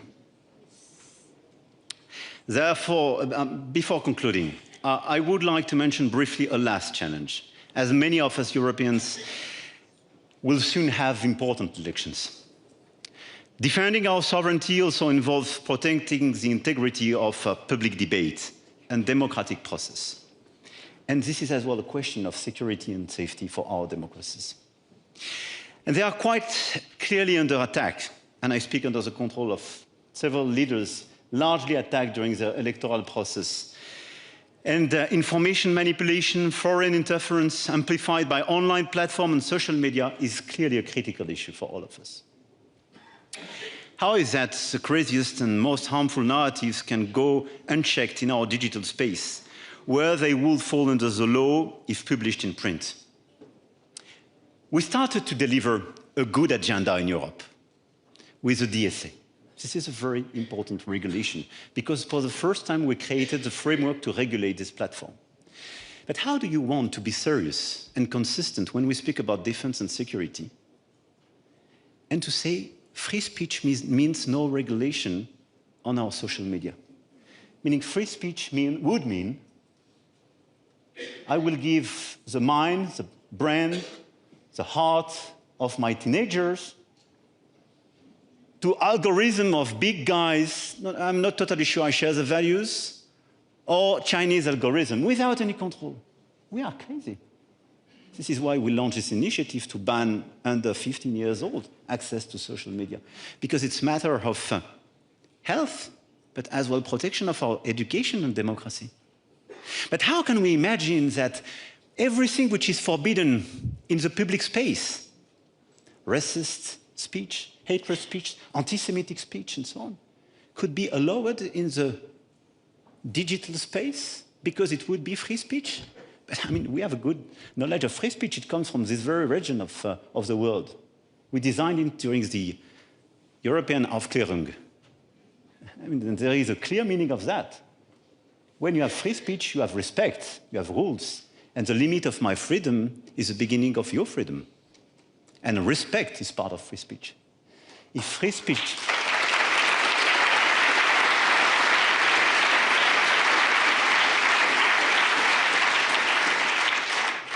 And it's a matter clearly of democracy, but as well When we are democracies, we want to respect and we want to be respected. This is where we are. This is our view as well of the transatlantic relationship. And this is the basic of a good transatlantic relationship. And this is why it's extremely important we go further on the regulation of social media in order to preserve the DNA of our democracy, in order as well to preserve the integrity of our democracies. Because at the same time, we are opening the Pandora box and allowing a lot of hated speech in these platforms and social media. We are too weak and too naive vis-à-vis external interferences and foreign interferences, no doubt. We should forbid the capacity of these guys to interfere in our public space. And we should ask this platform, first, to completely block trolls, bots. We have to be sure there is one single person with one account.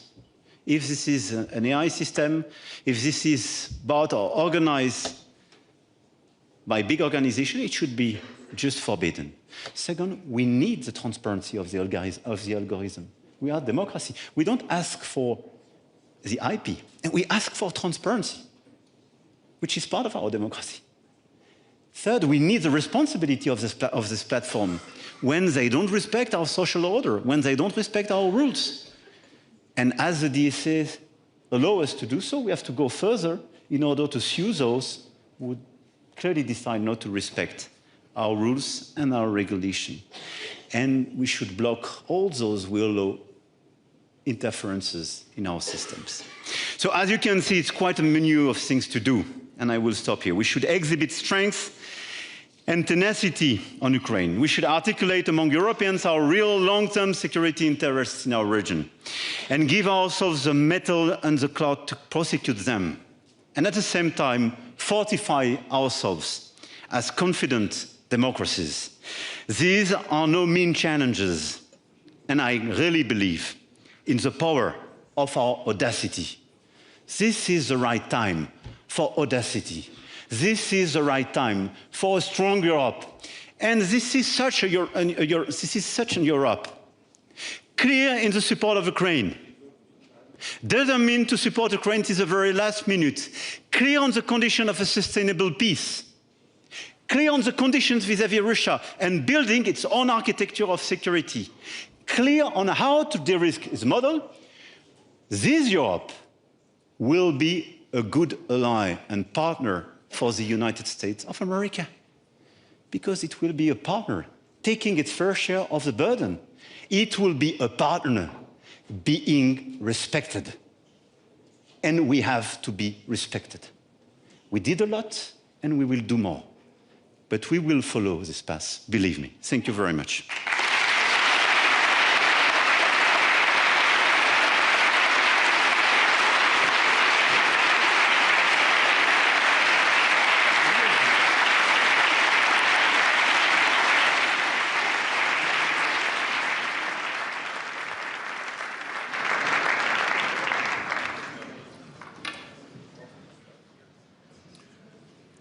Thank you very much, Mr. President, for this really extremely interesting presentation.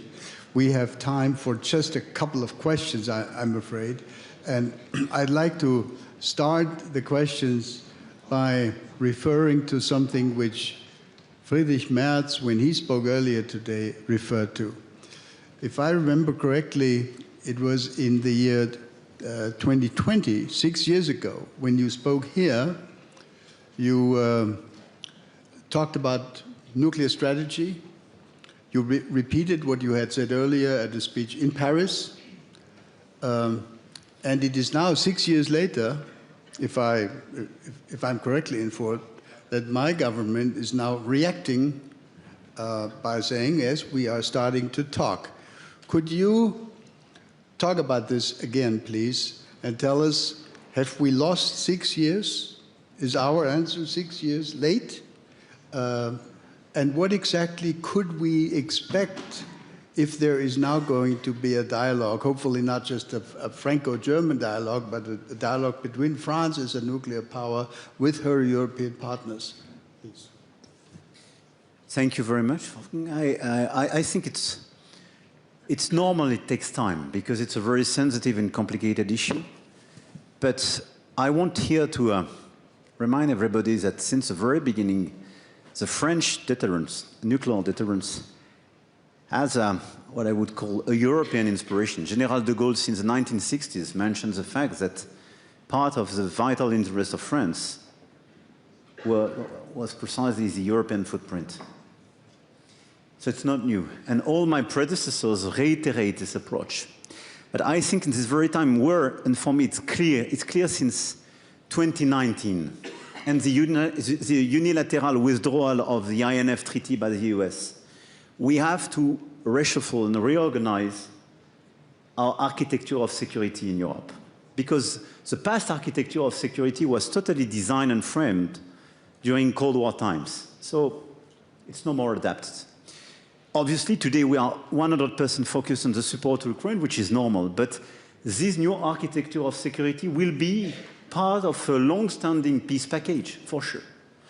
And it's extremely important in this regard to take into consideration all the capacities. Our own military capacities at the national level, perhaps some common capacities at the European scale. We should think about that. Long-range missiles and deep precision strikes. This is why I mentioned this capacity, because it's extremely important, at least to be credible in this dialogue with Russia, because they do have these capacities. So if you want to start a credible dialogue, sometimes you have to do more, even if this is to do less after a negotiation. But it's extremely important. And we have to re-articulate nuclear deterrence in this approach.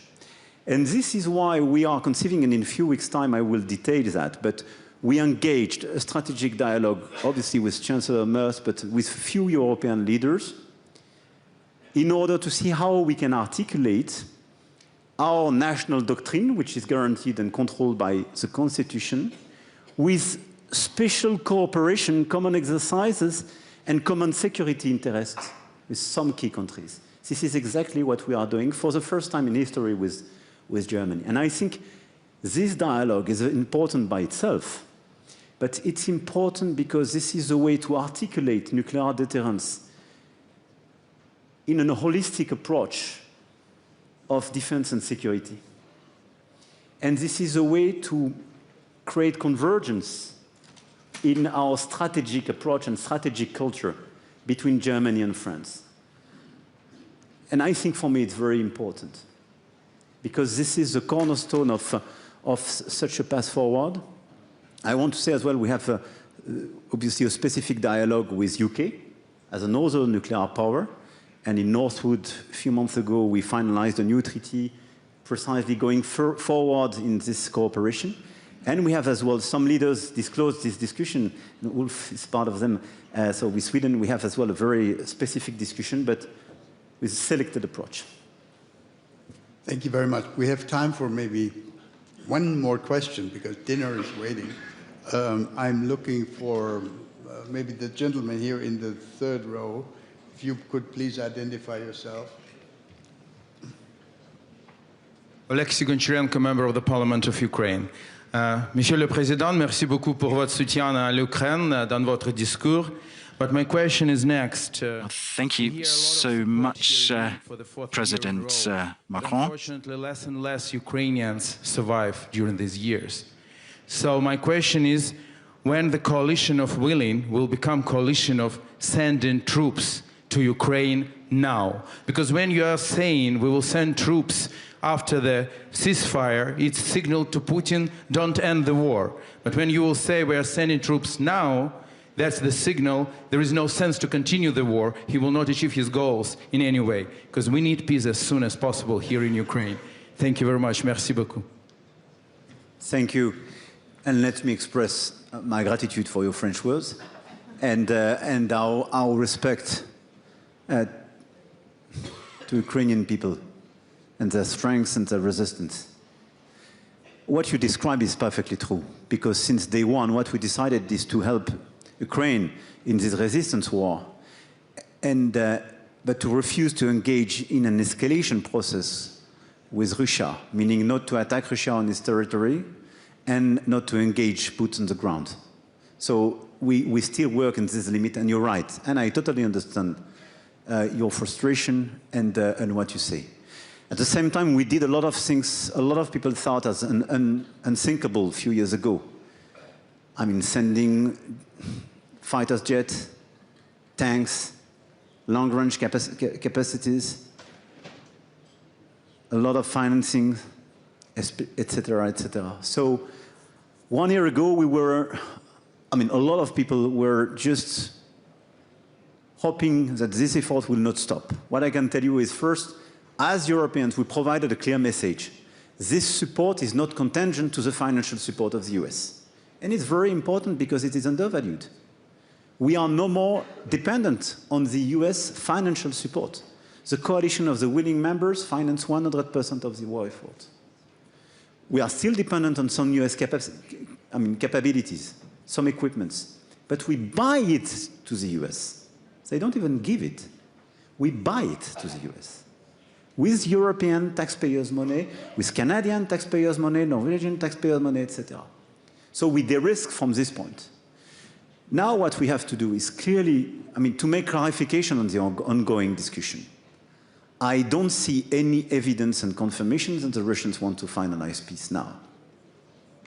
They still bomb, they bomb civilians, they procrastinate, and what they do, quite classically, is that they bank all the concessions being made by negotiators on territories and other things. So they want to last. So we have to organize ourselves to last and to resist. Today, if we engage and send troops on the ground in this situation, we take the responsibility of escalation.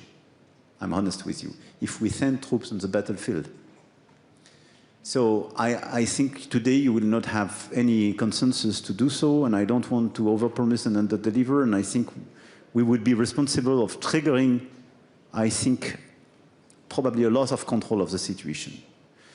What is important to us now is to deliver the package we voted and we decided, to put your country in a situation on energy and defense and security to resist, but as well to reconverge with the US on a common perception on the situation. As long as the US will have number one scenario, I have a short-term deal and I will favor this scenario, we will lose efficiency in terms of sanctions and pressure and so on.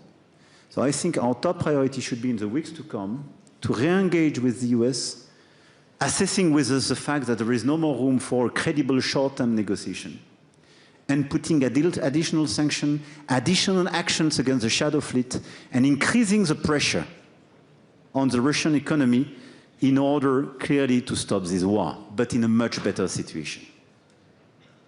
This is my view. I perfectly understand and respect the fact that this view is not the ideal one for you, but this is, I think, a credible one, and on the short run, the best possible scenario.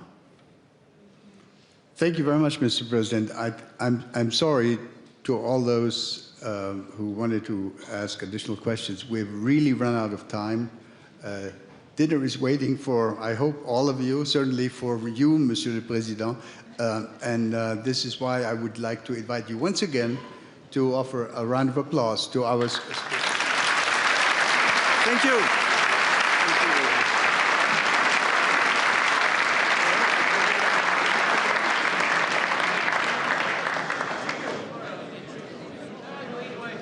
Ladies and gentlemen,